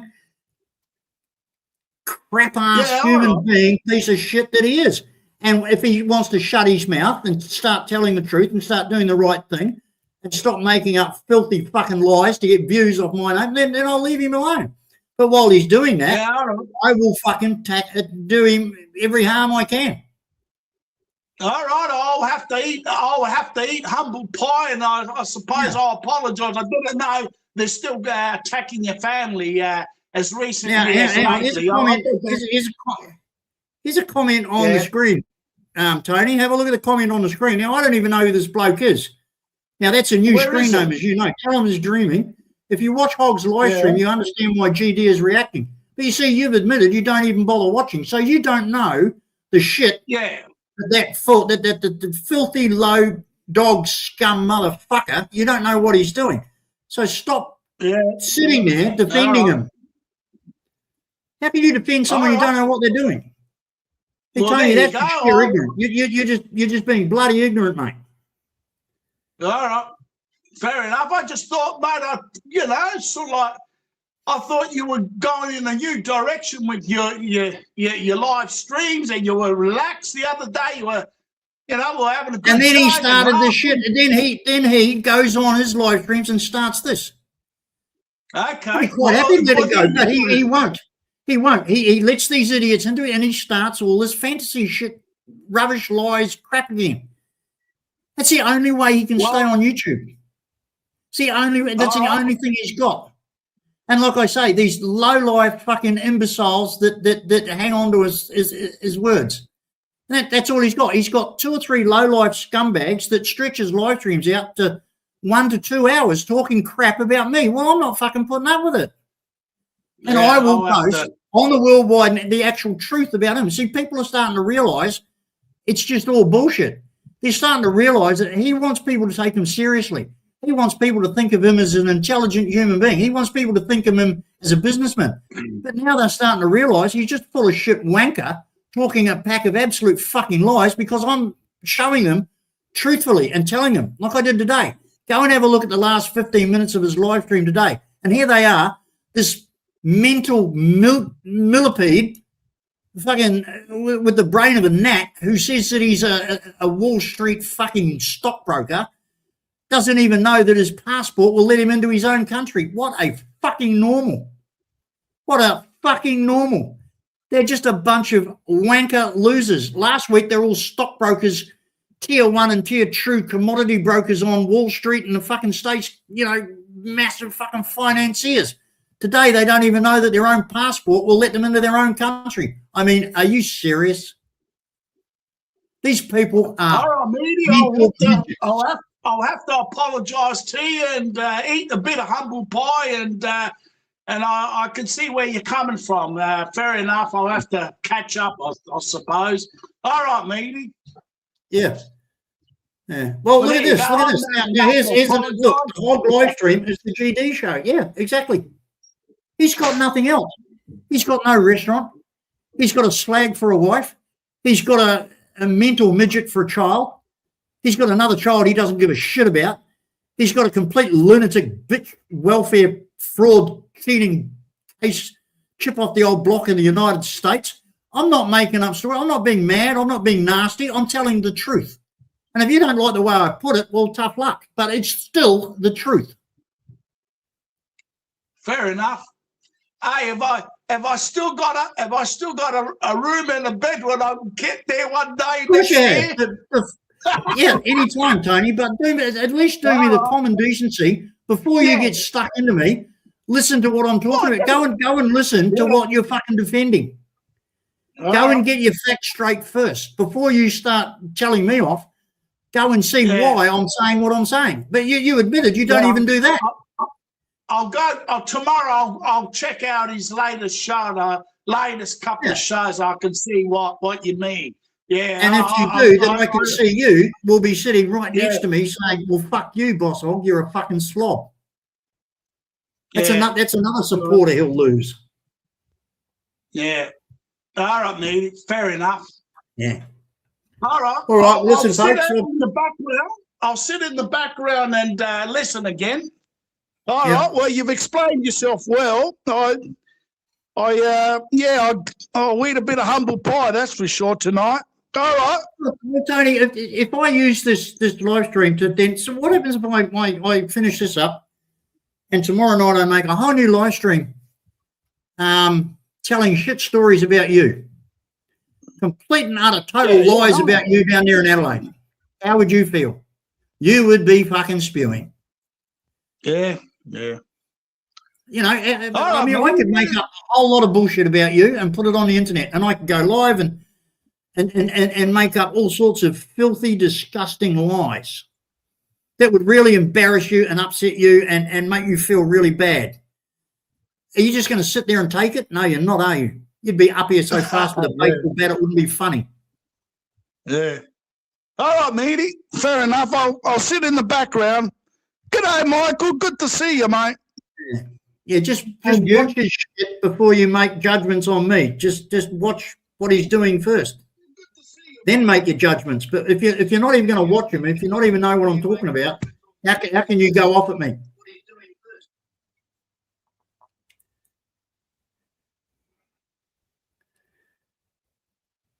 Yeah, see, I give everybody the opportunity to come here and say things, but at least I expect them to know what's going on. At least I expect them to comment on after seeing what's going on out of the disgusting fucking piece of shit concrete nightmare shack, the hovel, before they make those comments. I mean, 7 years and the man still lives in a slum. That's all it is. It's not a house, it's a slum. That's all it ever was. And he lies about how much he paid for it. He didn't pay anything for it. If you go and have a look at his videos, he tells you in no uncertain terms he leased the land back off Maricel for 25 years. It's there in plain English. He doesn't own anything. Nobody bought the plateau. Nobody bought any part of that lot. It's not his to sell. He leases it. Well, she does. She does. And it's there in plain English. The whole complete, utter, total story of everything to do with that man is a pack of fucking lies. But nobody wants to listen. Nobody wants to actually sit there and listen to his own words in his own videos. How Maricel leased the land and he leased it back off her. And he told everybody that if you don't do it that way, you're fucking idiots. But the video's there. It's still there. I even did a word by word on it. Nobody wants to know. Why? Because they're blind fucking morons from the southern states of the USA who have it bashed into them. Inbred is good. Inbred is good. Fucking unbelievable. Fucking unbelievable. Now, there's nothing that they've come out of anything to do with Brian Smith other than idiots. Now, they're all just blind, inbred morons. Van Turner running around all over the fucking internet. Oh, I'm going to smash that GD meat. If he ever turns up in the Philippines, I'm going to fucking go down there. I'm going to tear him to pieces. Okay, Van, where can we meet? Oh, runs a mile. You don't hear from him. I have to go and use, just the other day, he's making this stupid shit. Oh, if GD wants to fucking come and find me, we have to use the FBI and the NSA and TSA and the fucking CIA to find me. He has to track me down while he's running around telling everybody how he's going to fucking tear me limb from limb. I mean, how many people can listen to this garbage before they realise it is garbage and say, why am I bothering with this fool? You know? Andy on Mac 10. Where is that numpty gone? But actually, you think, you know, is that now the Cowboy Diver entity that's just come on and now another bootlicking sucker? Funny how he's hit the system, and Andy on Mactan, who's never been to Mactan, who's never owned the Chinese restaurant, who tells in one live stream that he's the owner of a bonded warehouse in Lapu Lapu, and the next live stream turns around and says, oh, did you hear Jetty's making up stories about me that I own a bonded warehouse? I mean, you can't make this shit up, but they do. And then accuse me of being the liar. I mean, ladies and gentlemen, what is it with the insanity that is Brian Granville Smith? And is it Brian Granville, V-I-L-L-E or V-I-L-E, which he has on his fraudulent Philippines immigration card, which he's that stupid or arrogant or narcissistic that he put on his own video channel? Why is he in the Philippines, ladies and gentlemen? Because it's a shithole with, as he stated and as he has continually stated, staffed by lazy, useless bums, too fat and stupid to get off their ass and do their job. That's why he's in the Philippines, ladies and gentlemen, because it's a bloody haven for grifters like him. It's a haven for grifters like him. That's why he's in the Philippines, ladies and gentlemen. No other reason. Where is anybody to do with that fool in the last, say, 2 years? Where is anybody?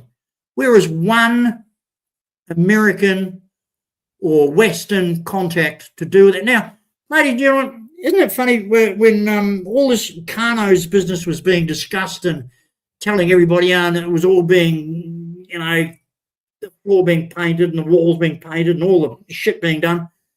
We've got the farmhand in Arkansas telling everybody how, don't worry, Brian, my extended family in Telebon, they're all going to be there. They're all going to be eating there 3-4 nights a week. They'll spend a lot of money in your establishment, Brian.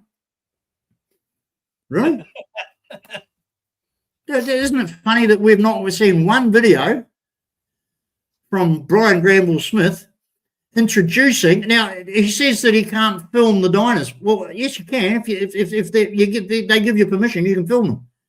So wouldn't the farm boy from Arkansas, wouldn't his family give them permission to film them when they all go in there and they buy all this huge amounts of Kano's food to support his business?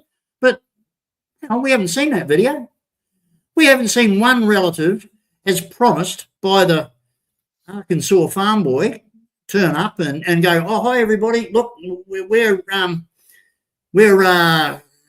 married to, or we are fiancé to, or we're girlfriend of the Arkansas farm boy, and we're happy to support his friend in his restaurant. I mean, have I missed that video? Michael, have you missed that video? Has it come your way? No, I haven't seen that video. Yeah, but hang on, the Arkansas farm boy has been promising this for months. Oh, didn't he promise to also go down to the sheriff's office and tell them I'm a bad boy? Oh, I forgot. You know, like somehow everything that the Arkansas farm boy's got a worse memory than Boss Hogg. He's got a worse memory than Boss Hogg. Boss Hogg keeps saying, I'm going to do this, I'm going to do that, I'm going to do the other. He's a gunner. Maybe he should go and work for Remington or Colt because he's a gunner. You know? Maybe you should go down to Winchester factory and say, listen, can you give me a job? And they're going to say, why? Oh, I'm a gunner. I'm a real gunner. I'm going to do this. I'm going to do that. I'm going to do something else.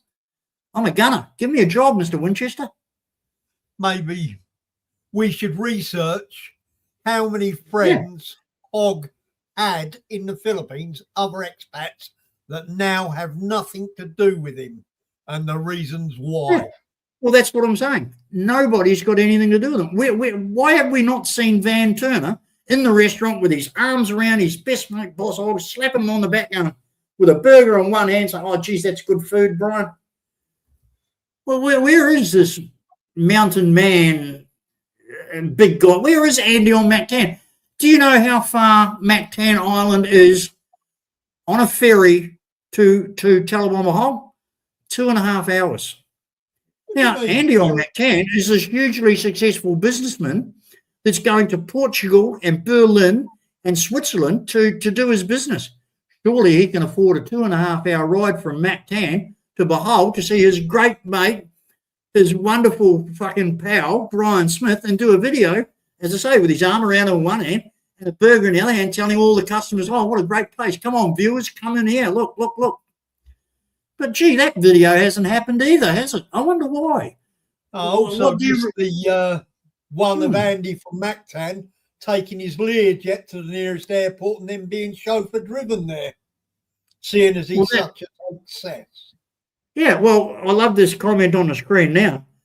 He can, because no customers go inside, he uses Rent-A-Crowd. That's it. That's exactly what he does. Look, I pointed out, remember when he started going to the markets with the little pink van with the squash in it? And Maricel got her Facebook friends to suddenly rush up to the vehicle when they turned up to the parking lot and grab all the pumpkins and run away. And the only thing is they did it for like 3 videos, and then you started to realise, but these are the same women doing the same thing, video after video, Rent-A-Crowd. Yeah. And then when the restaurant opened, all of a sudden you keep looking at the original videos and it's all Maricel's Facebook contacts that are sitting in there with their kids. Yeah. There's no customers. You never see any. Now, here's the thing with the hog. Remember the fishing videos, all the fishing sales videos, all the pig videos, all the chicken videos, every time you saw the customer or the money change hands. You saw it every time. They always showed you Maricel counting the money. Every time. I'm not making a story. I'm not telling lies. I'm not exaggerating. On all these fish deals, Maricel's counting the money. On all the sales of the chicken and the pig, Maricel's counting the money. They're all talking the money. Everything's all about the money. Show me one video since he's come back out of this restaurant where we've seen one person pay so much as 5 pesos for a fucking hot dog. Oh, gee, I'm sorry. Not one. There has not been one documented sale of a pizza, of a donut, of a sandwich, of a hamburger, of anything. There's not been one person I've seen at the counter or at the front hand over a note to pay for something and get some change back or whatever. Not once, ever. But in all their other videos and any video to do with anything about their farm and their produce, you always see the money. Every time. I mean, even so much so that they show Maricel counting illegal profits paid in cash in the darkness of night in the Jollibee car park in Tallawah for fish sales. Remember that? Remember that guy coming in the dark of night in the Jollibee car park? They're sitting here in the little white van and she's being paid cash and she's counting it out onto the seat. Yeah, that's a real legitimate business deal, isn't it?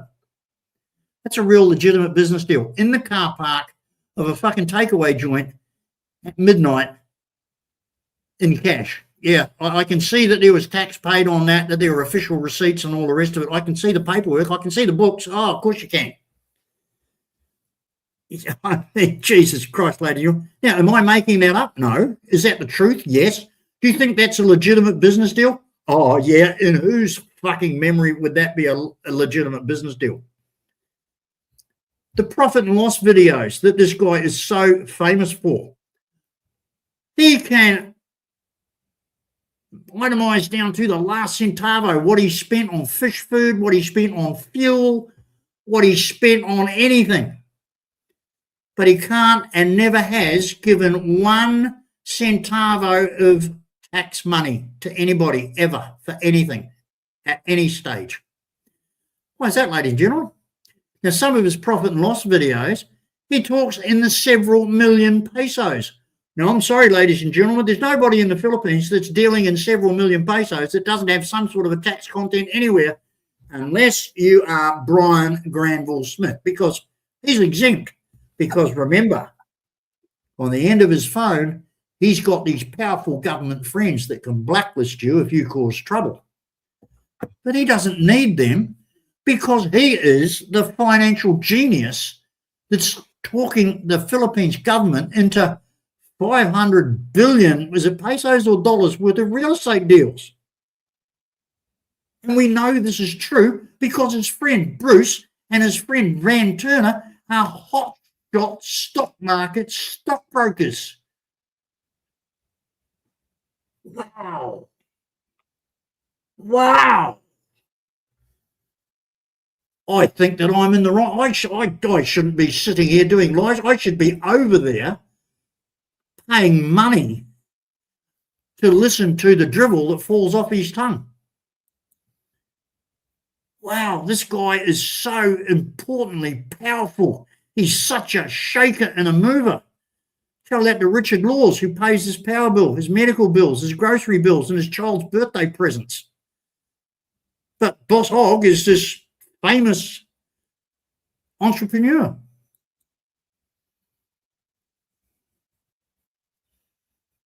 Who can't afford childcare for his own firstborn son in the Philippines. Yeah, the fake deal in the car park.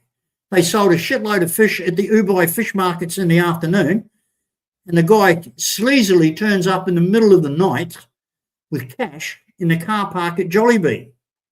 Come on, ladies and gentlemen. And that wasn't the first. That wasn't the only one. You know. Yeah, Kano's profit or loss. That's exactly right. And there's been more than one quarter, hasn't there? Tell him he's dreaming. Oh, you and I got to sit down one day. You're a very good source of information, mate. Love you. The amount of non-scrutiny to this guy. Now, ladies and gentlemen, everybody in Taliban, every businessman in Taliban, I don't care if you've got a business like that. The hamburger bar across the road and the little carinderia across the road, I'll guarantee you that they're paying tax to the local barangay. I'll guarantee you.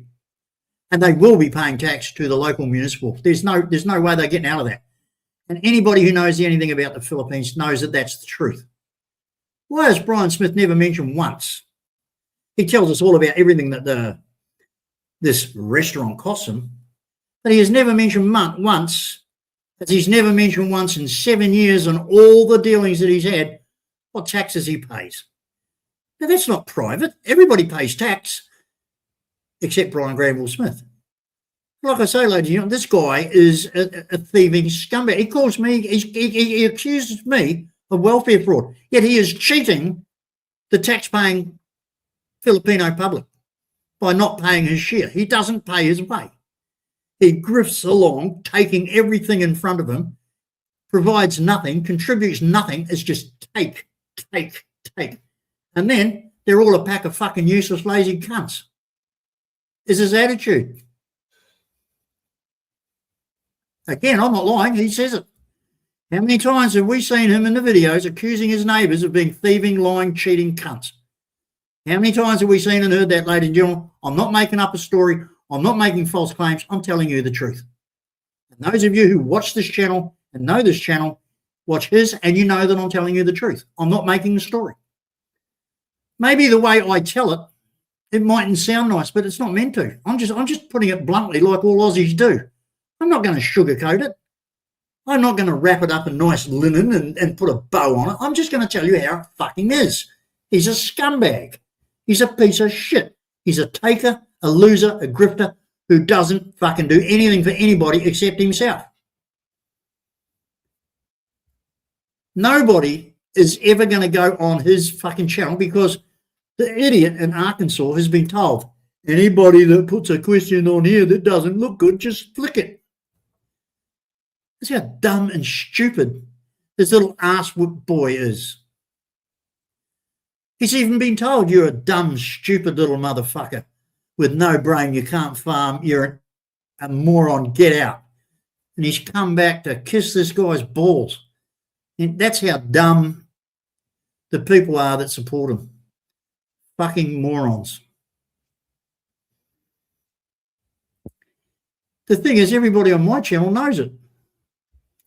And we don't have to discuss it because the people on my channel are smart enough to see all this the same as I am. You know, I like the fact that the people on my channel have like minds. They're you know, yeah, like the milkfish statements. Yeah, you go back to those those profit and loss videos. No, on several occasions, you know, 2 million pesos here, 3 million pesos here, 1 million pesos there. But not a mention anywhere of any kind of tax to anybody. Not to the barangay, not to the municipal, not to the, what you call the federal over there, I don't know. You know, the main government, nothing.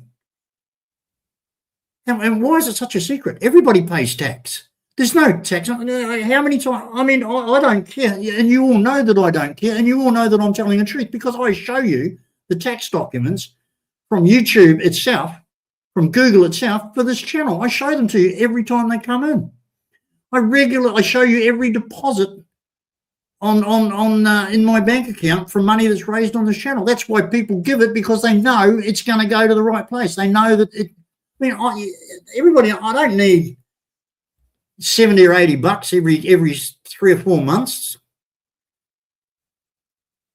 The other day there was some idiot put out a video that I'd swindled somebody called Ed for some money for a lawyer. I don't know anybody called Ed, and I certainly have not paid any lawyer that I swindled money from a bloke called Ed for. But I mean, this is what they do. This is what they do. If somebody would like to get back to me and tell me who this Ed person is, who this lawyer is, what this swindle was all about, when was it, what was it for, what was the lawyer paid for, how much, and where the money came from, and who it is. I mean, you know, but it's just, see, there is no reality to it. It's just mindless bullshit printed on the internet to gather drama for Boss Hog. So his fucking pathetic life can continue on with YouTube AdSense off my back. I mean, it really is pathetic. The man is over 60 and he still, at that age, can't make a living for himself. He has to get inbred, illiterate farm boys to make up stories and lies so that he can generate money off a crap YouTube channel for it. I mean, that's sad. That is really fucking sad that a man over 60 years of age has to rely on an illiterate, uneducated hick farm boy to help him make money off a YouTube channel. I mean, it's beyond, you know, but you can't make this shit, and we all know it's true. We all know it's true. I'm not exaggerating. I'm not lying. I'm not pulling shit out of here. I'm telling you the truth. And people still watch the prick. That's what I'm saying. This group of Southern Americans are the very best special kind of stupid that Southern America can cough up.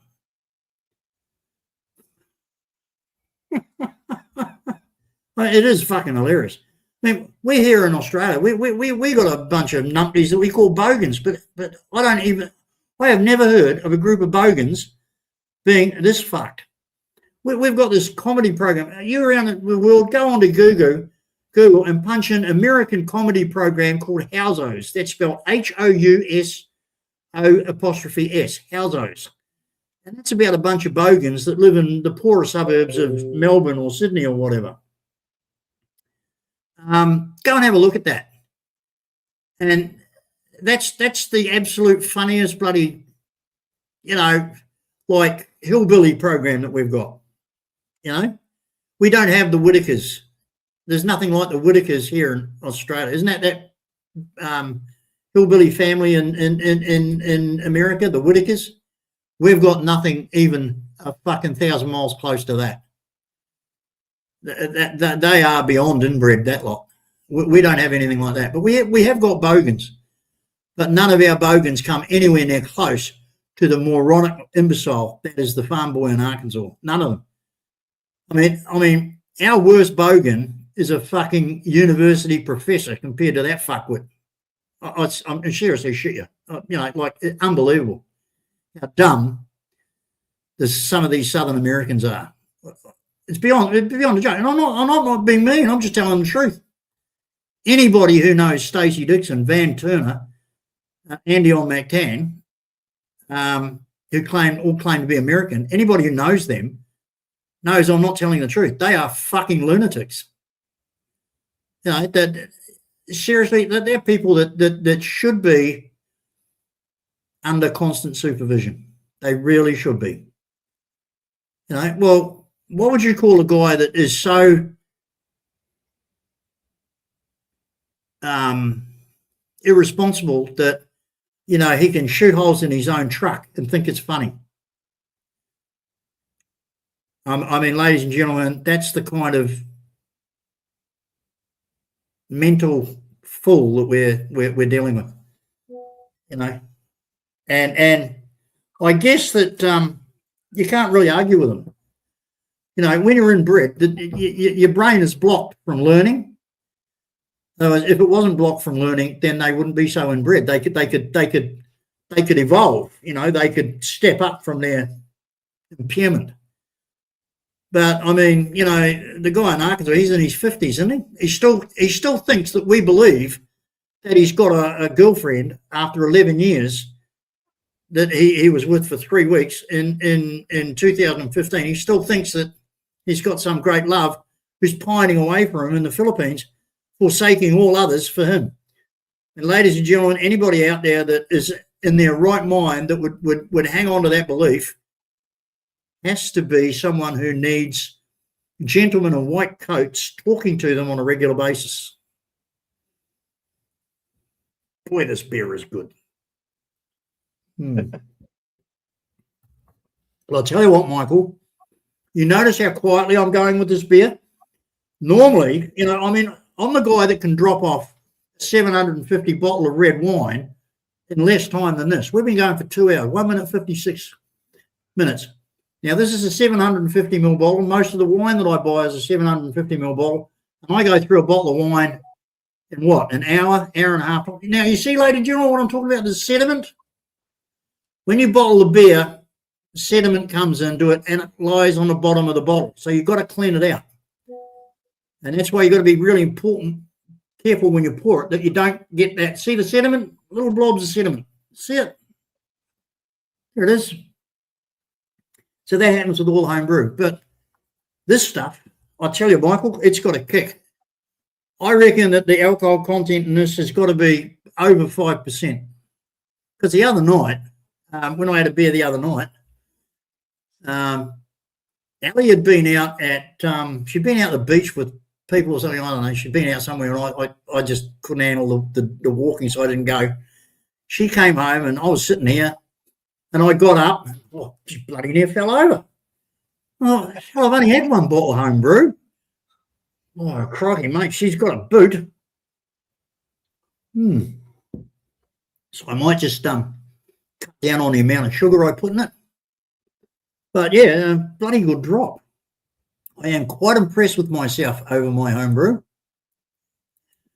Let's have a look at this now. I'm sorry I've slowed down a bit. Hog cannot manage. He has none. Yeah, he's got no profit. He can't manage anything because he's got nothing to manage off. And tell him he's dreaming. I think that Doc Lowe pointed this out in his last video, exposing expat scammers. Ladies and gentlemen, look, although, you know, we had a falling out, it doesn't matter. He's got some interesting videos. And since Hog has come back, Doc Lowe's put up some actually interesting ones. The other one the other day that I specifically liked was the fact that he pointed out that Smith himself said, we haven't had any money for so long now. Now, he said that. He said that. We haven't had any money for so long now, which, ladies and gentlemen, can only mean one thing, that he hasn't made any money.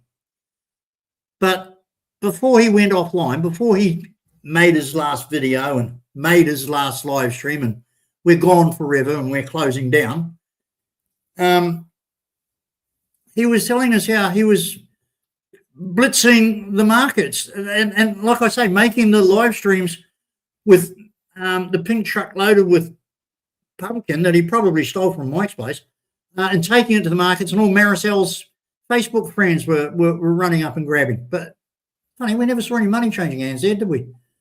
Because they were rent-a-crowd, as Television Not Dreaming pointed out. So he admitted that he hasn't had any money for a long time, which, ladies and gentlemen, Doc Lowe pointed out correctly. You can only assume, or you don't assume, because the words were, we haven't had any money for so long. So it's not an assumption. It's not a feeling. It's a statement of fact that he's made no money. Yet he made video after video telling us he was in the money from selling all the fish, from selling all the squash, from selling all the sundry other bits and pieces. But just the other day, he made a video saying he's got no money, he made no money, he had no money. So all those videos of him telling us he was doing okay and selling this and selling that, well, they must be lies then. Well, you tell me, ladies and gentlemen, what is it? How can he sit there just a couple of days ago and say, we haven't had any money for so long, because obviously we made no money. So how can he have previously made videos saying we're making money selling this, we're making money selling that, we're making money selling, with those lies? Well, obviously, ladies and gentlemen, they had to be. Because he just told us in his own bloody live stream just the other day that he had no money and hadn't made any money for a very long period of time. So, what is the deal there? What is the deal there?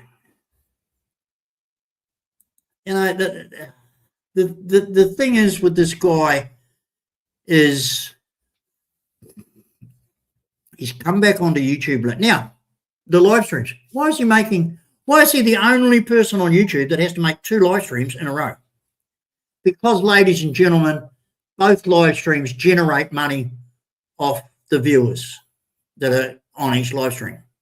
So he makes Good Morning 1, shuts that down for some bullshit excuse, and he's got, say, I don't know, a couple of hundred views. That makes its own set of AdSense. He makes live stream 2, which makes it's a secondary set of AdSense. He's back to make money, ladies and gentlemen, because he's broke. And to make that money, he has to foster numpties like Van Turner and Andy on MacTan making malicious criminal statements about me. Now, I'll be honest with you. If he was in Australia, I'm 68. I've got a terminal illness. Prison doesn't scare me. I shit you not. Prison does not scare me. I don't care. If I was sent to prison for 6 months for assault tomorrow, it wouldn't worry me. 3 pots and a cot. If those fools were in Australia, I would rock up to their location and I would smash them in the fucking knees with a baseball bat. I would break their legs. Call the cops. Make a complaint. Go ahead. Because once they see what you're doing and they realise that this is a fair retaliation, they've had enough of your complaints. They've had enough of your bullshit. And I know that for a fact. I know that for a fact from the last time I spoke to a certain person who was sick to death of getting false complaints in my name about me. And they are just waiting for the chance that they can have to fuck you guys over. But if you were in Australia, I would have your fucking legs broken. I would pay to have you held down while I baseball batted your fucking legs and broke them. And I'd let you know that if I had to come back, you wouldn't survive. If you don't like that, go ahead, make complaint. Nothing can happen. You're not in Australia. I'm not making any threat because you're not here for me to do it. It's just pie in the sky like the shit you talk. But if you ever came to Australia, don't ever let me know because you'll never get back out on your own 2 legs. You'll be in a fucking wheelchair if you're lucky. On that note, ladies and gentlemen, I think I'm going to say thank you very much. The 5% of alcohol in my very good home brew is working. And I think I got my point across. When I tell you something on the internet, it's the truth. Whether I come across with it in a nice manner, I don't care. It's still the truth. If the way I deliver my truth to you doesn't suit your sensibilities, I don't give a fuck. These idiots are talking criminal defamation against me, my family. And if you think that I'm going to sit here and sweet talk them back, you can go fuck yourself. I am not some snowflake poofter to be fucked around. I think you guys ought to realise that by now. And I don't care. Comments, Jeff? Sorry, mate, say that again. I said, are you going to catch up with the comments? Yeah, I think I will. We'll just catch up with that. And, yeah. Michael, it's exactly true. I've accounted for every penny you get through your channel. I mean, I've got no reason to take money off good, decent people. Now, Michael, the other night, put £20 on this channel, as he has done on a number of occasions. And he knows that when that money comes in, I'll show you on my, I actually show you on the camera my bank account and the deposit. And then I show you me going down to the post office and I show the Australian Post receipt of that amount of money being converted from Australian dollars to Philippine pesos and the date and everything all paid and sent off to the Philippines. Now, Michael knows that, as does everybody on that channel. But according to Brian Smith, who allows this to be said on his channel and who fosters this and lets the exaggeration and the lie go on, I'm a cheat. I scam all the money and I keep it for myself. We know that's not true. But Brian Smith doesn't agree with that. Brian Smith allows these people to come on and talk their lies and their filth and their bullshit so he can get views, so he can live off YouTube, because that's all he's got. Look, I heard that when he was about 39 years of age, he got a job somewhere, one of the 42 that he admits to.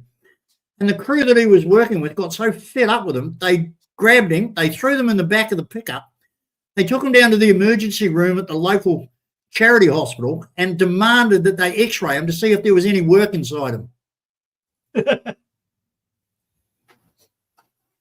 Brian Smith will do anything for $1 except work for it.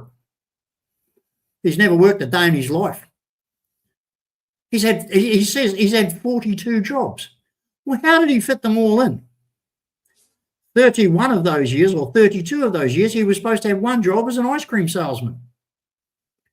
4 of those years, he said that he worked as a pit boss in Las Vegas. He said that in 4 years, he put through 23 years of experience and advanced 23 years of advancement in 4 years because he was so clever and so masterful and so wonderful.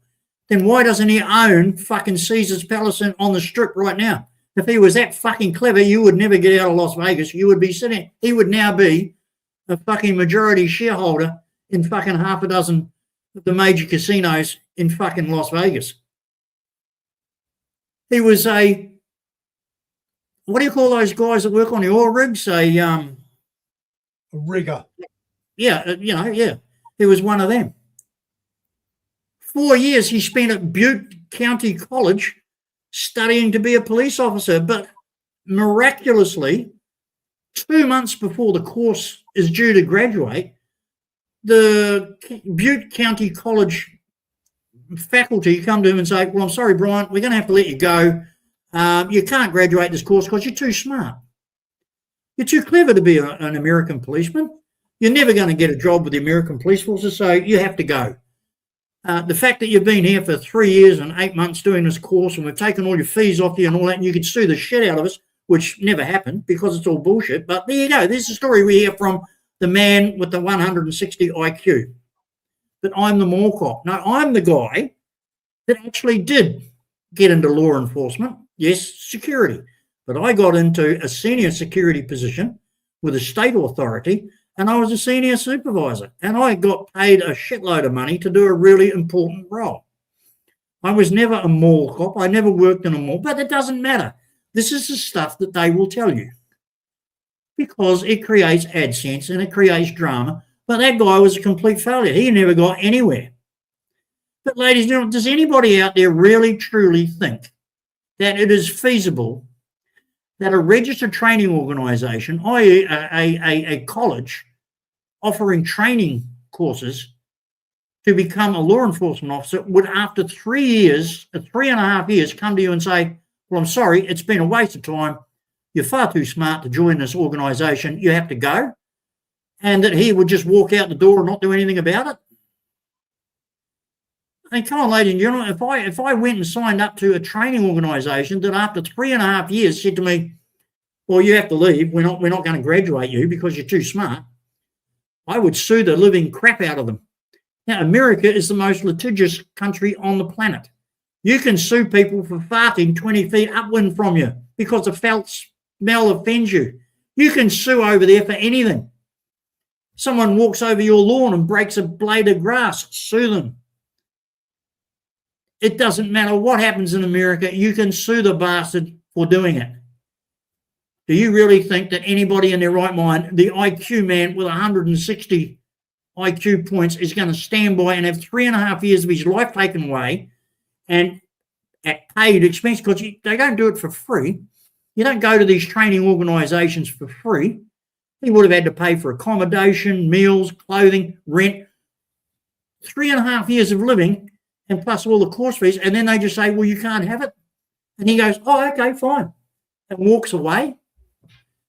What kind of fantasy does he think we believe? What kind of utter fools does he think we are? I mean, seriously, ladies and gentlemen, this is the man that, like I say, today couldn't even tell his mate, well, definitely, your kids have American passports. Of course your kids can get into America. They don't need a Philippines visa. What the hell are you talking about? I mean, the sheer stupidity, the sheer ludicrous situation that I listened to for the last 15 minutes of his live stream today. Go and listen to it yourself, ladies and gentlemen. Give him the views. Give him the views. Give him the likes or whatever. But go and listen to the absolute lunacy of the last 15 minutes of these Wall Street stockbroking geniuses. Couldn't even figure out that a US passport allows you entry into the US. I mean, it's beyond moronic. But like I say, why didn't he just ring his mates in immigration and ask them? He is the powerful man who can ring immigration and get them to do anything he wants. Surely they could ask a question. Does my mate need a visa to get into America when he's got an American passport? But no, it didn't happen. And remember, these are the financial geniuses of Wall Street. Tier 1 and Tier 2 traders, commodities brokers on the stock market. I mean, ladies and gentlemen, it is beyond fantasy. They are all la-la land wankers. And the thing is, there's people on there that actually follow it and perhaps believe it. I mean, I go on there to, like I say, have some, they call me entertainment. I'm not any, I just tell the truth. You want entertainment, that's I mean, but it's not. It's so ludicrous that it's not funny. It's diabolically stupid that these people can actually think that you'd be dumb enough to fall for their shit. And I was listening to that this afternoon. I fair dinkum thought, this has got to be a wind-up. If they set this up, you know, for a joke session earlier, is this all part of a scheme or a gag or something, you know? This is so ludicrous, it can't be real. But it was. Now, everybody I know from this channel that would watch that would look at it and get the same reaction as me. You've got to be kidding. But the inbreds who haven't seemed to have gotten past the mental age of 10, like the guy in Arkansas, they believe it. because they're that stupid.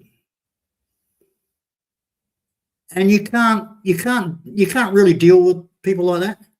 You can't really explain it to them. You can't really get any sense through to them because they just don't have the capacity up here to handle that information. They can't disseminate between sheer fantasy and actual reality. And the proof of that drives a tractor in Cotton Plant, Arkansas. Just a mindless deadbeat. Just a mindless fruitcake inbred hick whose brain stopped developing at around about the age of 10 or 11. But like I say, ladies and gentlemen, this is the same numpty that wants to convince you that he has a wife or a fiance or a girlfriend in Taliban after 11 years of no contact except, letters and phone calls and internet messages.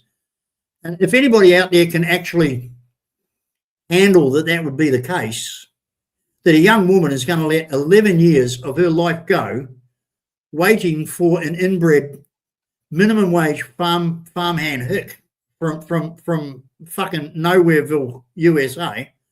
If a young woman in the Philippines is that stupid, then it doesn't say much for the Philippine people, does it? In fact, it's an insult to the Philippines womanhood that any Pine would be that fucking desperate to hang on for a numpty like that.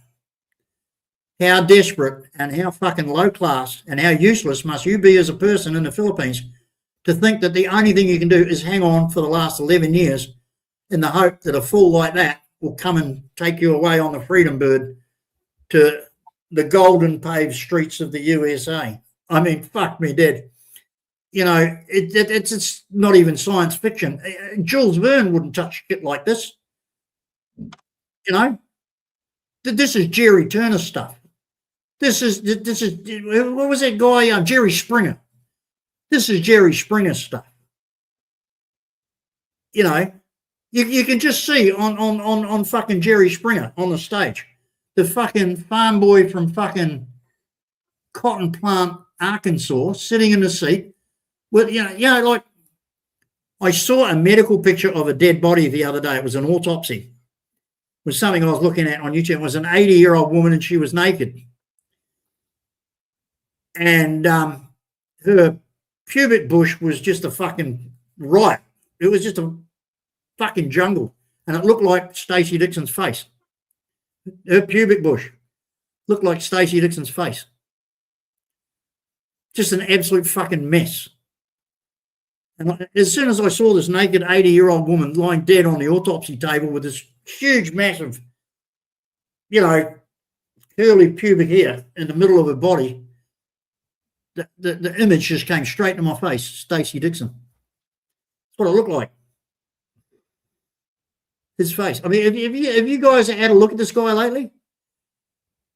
He is the most unkempt, disheveled, fucking slob. He's worse than the hog.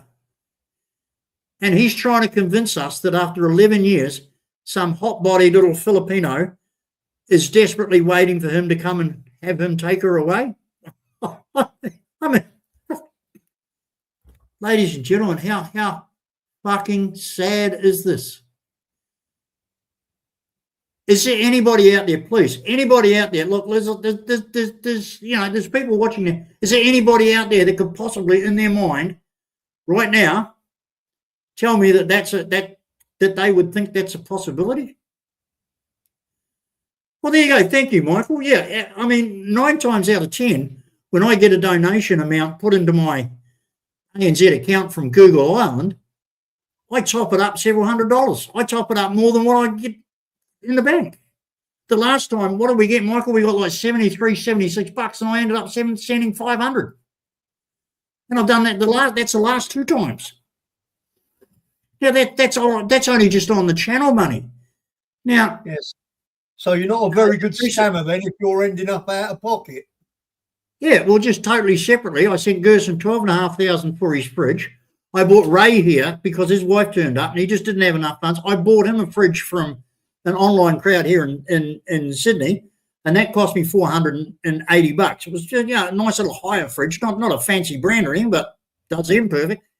And then just 2 weeks ago, well, 2 or 3 weeks ago, I sent Gerson 5,000 pesos to get his passport all things. I mean, like I say, I got 200 a month that I put aside over and above everything else. Nothing to do with the channel.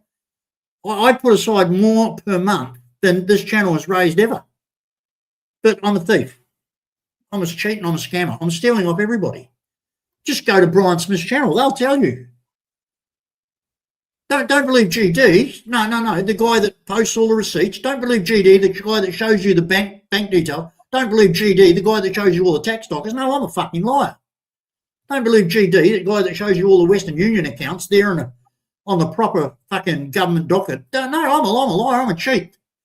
Go to Brian Smith's channel where all the fucking numpties, the unnamed anonymous fucking keyboard warriors, are telling you all that I just stole it. I mean, seriously, ladies and gentlemen, that's what I'm up against. And that's why I do what I do, to show the world what a complete and utter total arsehole, scumbag and piece of shit Brian Granville Smith is. Now, a guy came on the channel the other night and I got stuck into him because, I didn't really appreciate his humour. He thought it was funny. I don't. And he said, I like this channel because you say one thing, do another. No, I don't say one thing and do another. My way of thinking is if I say to Brian Smith, enough's enough, just knock it on the head and I'll knock it on. But he can't. He won't. He continues to allow these fools to come onto his live stream, making illegal, dangerous, criminal, defamatory claims against me, which are totally untrue. And he only does it because there's nothing I can really do about it in Telebon unless I go over there and pay a guy money. Okay? Now, the other day, some fool comes on and says, GD's not going back to the Philippines because he's scared. Oh, fuck, here we go again. Didn't they say that the last time? What am I scared of? I'm not scared of going back to... Why am I scared to go back to the Philippines? What absolute shit. If I wanted to go back to the Philippines and turn up to Carno's Diner with at least a half a dozen murderous thugs behind me, I could do that tomorrow. I have the budget. I have the contacts. I just don't have the health. I can't walk up and down my staircase to my bedroom without running out of breath. I'm all right while I'm sitting down, but as soon as I get up and do anything physical, I'm rooted. I'm scared of nothing. I'm scared of nobody. If I was scared of anybody, I wouldn't have told the pricks that if they come to Australia, I'll break their fucking legs. That's not the attitude of a man who's scared of anybody. I'm not scared of anybody. And if they want to go and make their silly little anonymous complaints, go ahead, because the cops have had enough of your bullshit. And there's nothing they can do anyway. You're not in Australia. Their authority only ends at the border. The New South Wales Cops Authority ends at the New South Wales border. It doesn't extend to Arkansas or Mississippi or fucking Telebon or any fucking where else. It extends to the New South Wales border. And there's not a fucking thing they can do about what I'm saying here on this internet tonight because you're not here in New South Wales. And even if you were, I wouldn't give a fuck because I'm not scared of you. But you are. You all are. That's why you hide behind your anonymous fucking screen name. Van Turner is totally fucking scared of me because he knows if I get a hold of him, he's fucked. That's why he runs around with these big, brave claims. Oh, you have to get the CIA to find me. You have to get the TSA to find me. You have to get all these fucking three-letter fucking crowds to find me because you're a coward, Van Turner. You're just a fucking mouth-off, loud fucking coward. That's all you are. Gonna do this to me, gonna do that to me. You're another gunner. Go get a job with Smith & Wesson. You're just another gunner. Full of shit. Come to Australia. See what happens to you. No, but they can't even get out of the mountains of the shithole where they are. They can't even get out of their own 30-mile-an-hour district. That's how useless and stupid they are. Or why haven't we seen them, as I say, arm around fucking Hogg with one of his burgers and went, oh, great to see you, Brian. Yeah, we've been dying to come here. We told you we're going to come here and have a burger with you. None of them have done it. None of them have done anything that they talk and fucking waffle on about doing. None of them. And like I say, the desperate little fucking wanker in Arkansas who tells us that he's got this 11-year ongoing relationship with some desperate little Filipina girl that's sitting there pining her guts out waiting for him to come and take her away to the land of plenty. I mean, who the fuck in their right mind believes that shit? That must be the saddest Filipino on the planet. If she's willing to wait 11 years plus for that 80-year-old pubic bush to be in her face, God fucking help that girl. Well, maybe that's why is she a PWD, person with disability? Is she a complete mental defective? You'd have to be to pine for that fool for 11 and a half years. What's he got to offer, lady? I mean, seriously, let's not sugarcoat it. Let's not make the guy is an inbred hick. He can't read. He can't read. He is a slob.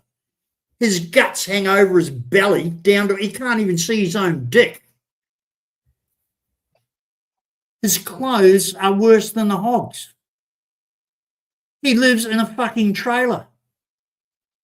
He's got a beaten up bullet hole full pickup that is just a pile of junk. And that's probably owned by the farm. We don't know that that's his. It's probably owned by the farm. And he wants us to believe that he's got something to offer this girl in the Philippines after 11 and a half years of only spending 3 weeks with her back in 2015. Who in their right minds gets their heads around these kind of fantasies? But like I say, ladies and gentlemen, when you've got the brain of a 10-year-old and you live in La La Land, this probably all seems very normal.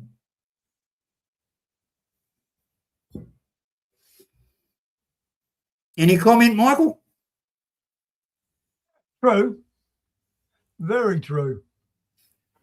But I appreciate you reminding me that I do put money out of my own pocket. But not just when I get YouTube money. I mean, I put money out of my own pocket and send it to the Philippines on all sorts of bait that I don't tell anybody about. You know, I don't need to. It's like I say, I didn't make a big song and dance about the fact that I bought this comfortable chair to sit on and this comfortable cushion to sit on because it's common sense to do that. If you've got a sore ass, get a cushion. But here's Smith this morning sitting, I'm so uncomfortable. You know, because he's sitting on a flat wooden slat chair that Tutai knocked up out of some old cocoa lumber that fell over from the old fucking piggery. Yeah, sure you're going to get a fucking sore ass sitting on that. He's too stupid to even say, look, I'll just go into the lounge room and get a cushion because he hasn't got any. What have they got in the lounge room? Just wooden benches again that Tutai's knocked up from some second-hand lumber somewhere with a piece of fucking vinyl coating over it. I mean, or, you know, I've got a $5,500 recliner lounge suite in my formal lounge that I don't even use. It you buy and sell him tomorrow just if I sold that second-hand, and I don't even use it. I mean, it is absolutely pathetic how this man lives and wants everybody to, you know, to believe that he's some sort of successful entrepreneur and businessman. He's a loser. He's got nothing. He doesn't own anything. He can't even get a pissant little fucking burger joint in his own name in Bumfuck Junction, Philippines, because he's a criminal on the run. And the documents he would need to put that place in his own fucking name would have him arrested and thrown out of the country. So he has to put it in his fucking wife's name. Unfucking, this is the fool that people listen to and take credence of.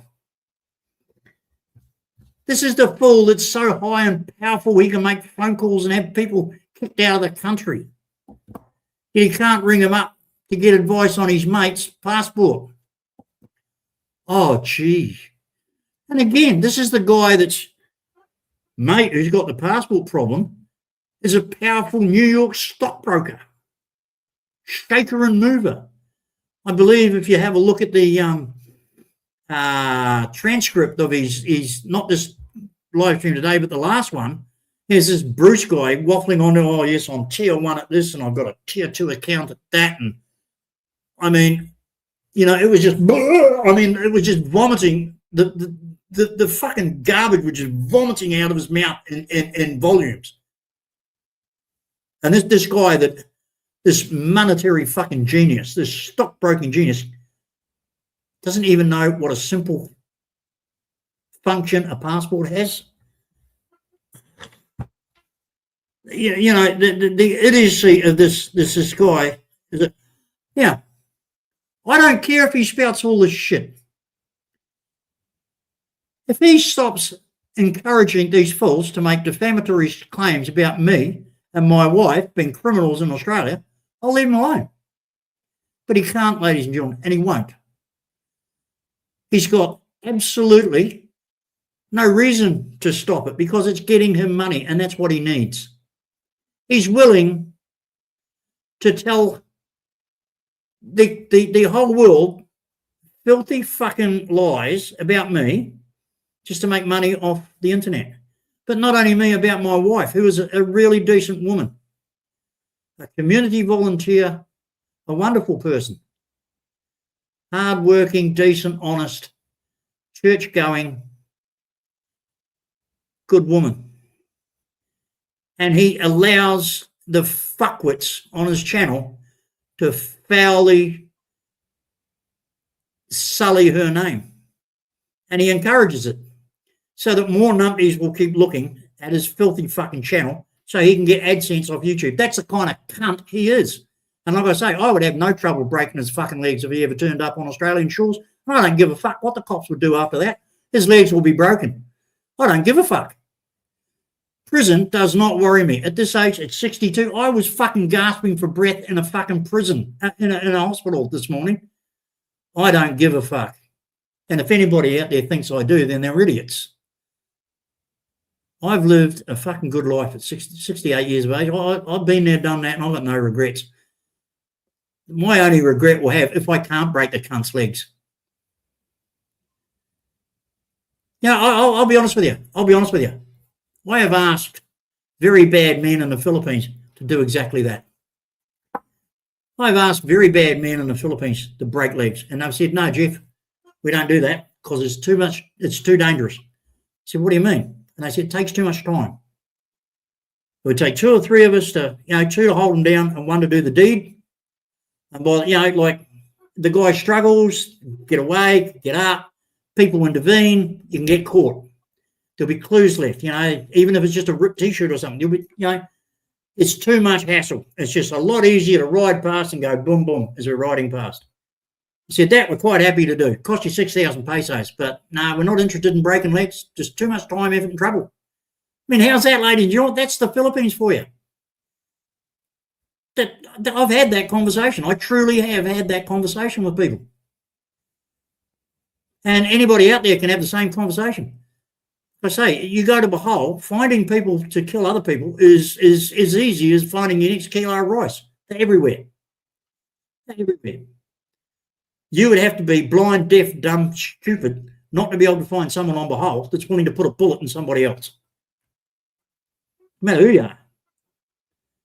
It's plague proportions over there. Like I say, the general of police goes on fucking the front page of the Bohol Chronicle begging people to stop doing it because it's just getting out of hand.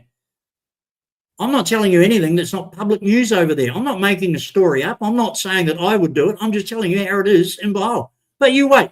Tomorrow, Jeff Mead threatens to have someone shot.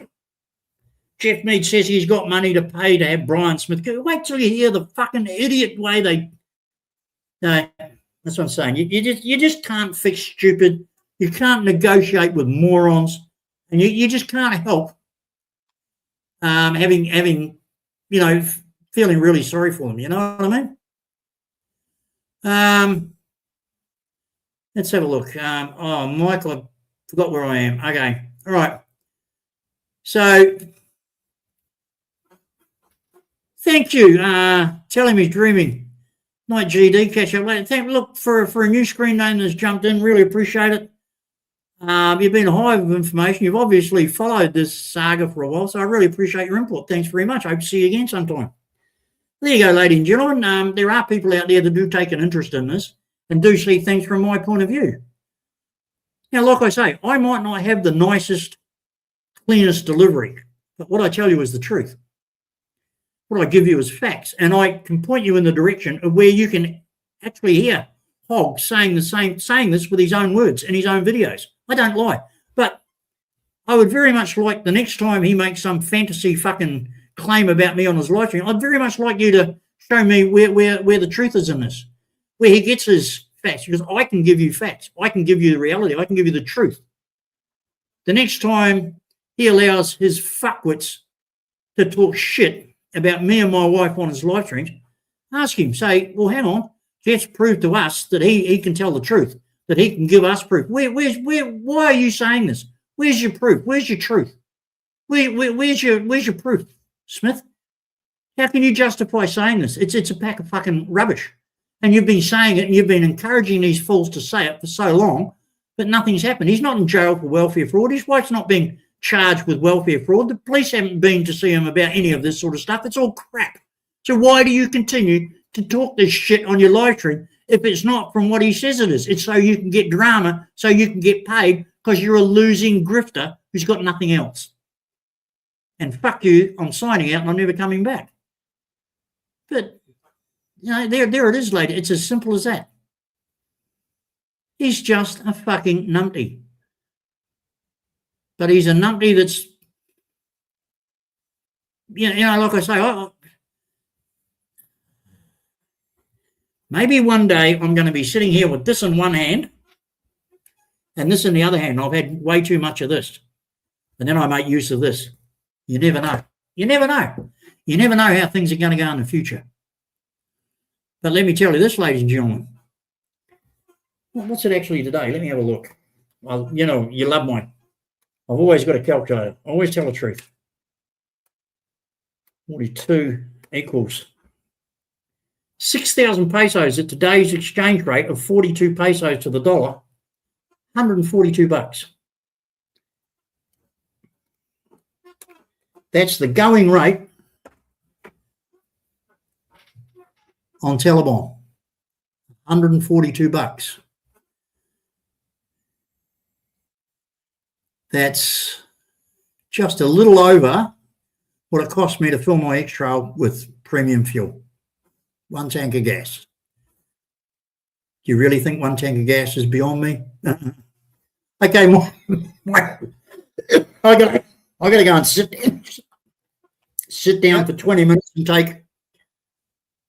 I got to take 12 shots and then take 4 breaths. So I got to go puff 4 breaths, puff 4 breaths. I got to do that 12 times with that puffer, and I got to do it 8 times with that puffer. So 1 puff, one squeeze, 4 puffs. So I got to do that 8 times. I got to do that now because I'm completely run out of breath. Talk too much. No worries, Jeff. Catch you next time. You have a good one. Yeah, no. Well, listen. Thanks for looking after me again, mate. I really appreciate it. And like I say, ladies and gentlemen, love me or hate me, I don't care. But you will only hear the truth from me. I will give you a reference point. I will tell you the facts, and you can make that up for yourself. Now, it's your decision. But don't accuse me of being nasty or bad against a man who is making up criminally defamatory things about my wife, which are totally untrue. He knows they're totally untrue, but he keeps doing it anyway. Thank you, ladies and gentlemen. Good night, Michael. We will catch you when we catch you. Bye, Jeff. Bye now. Bye. Okay, bye.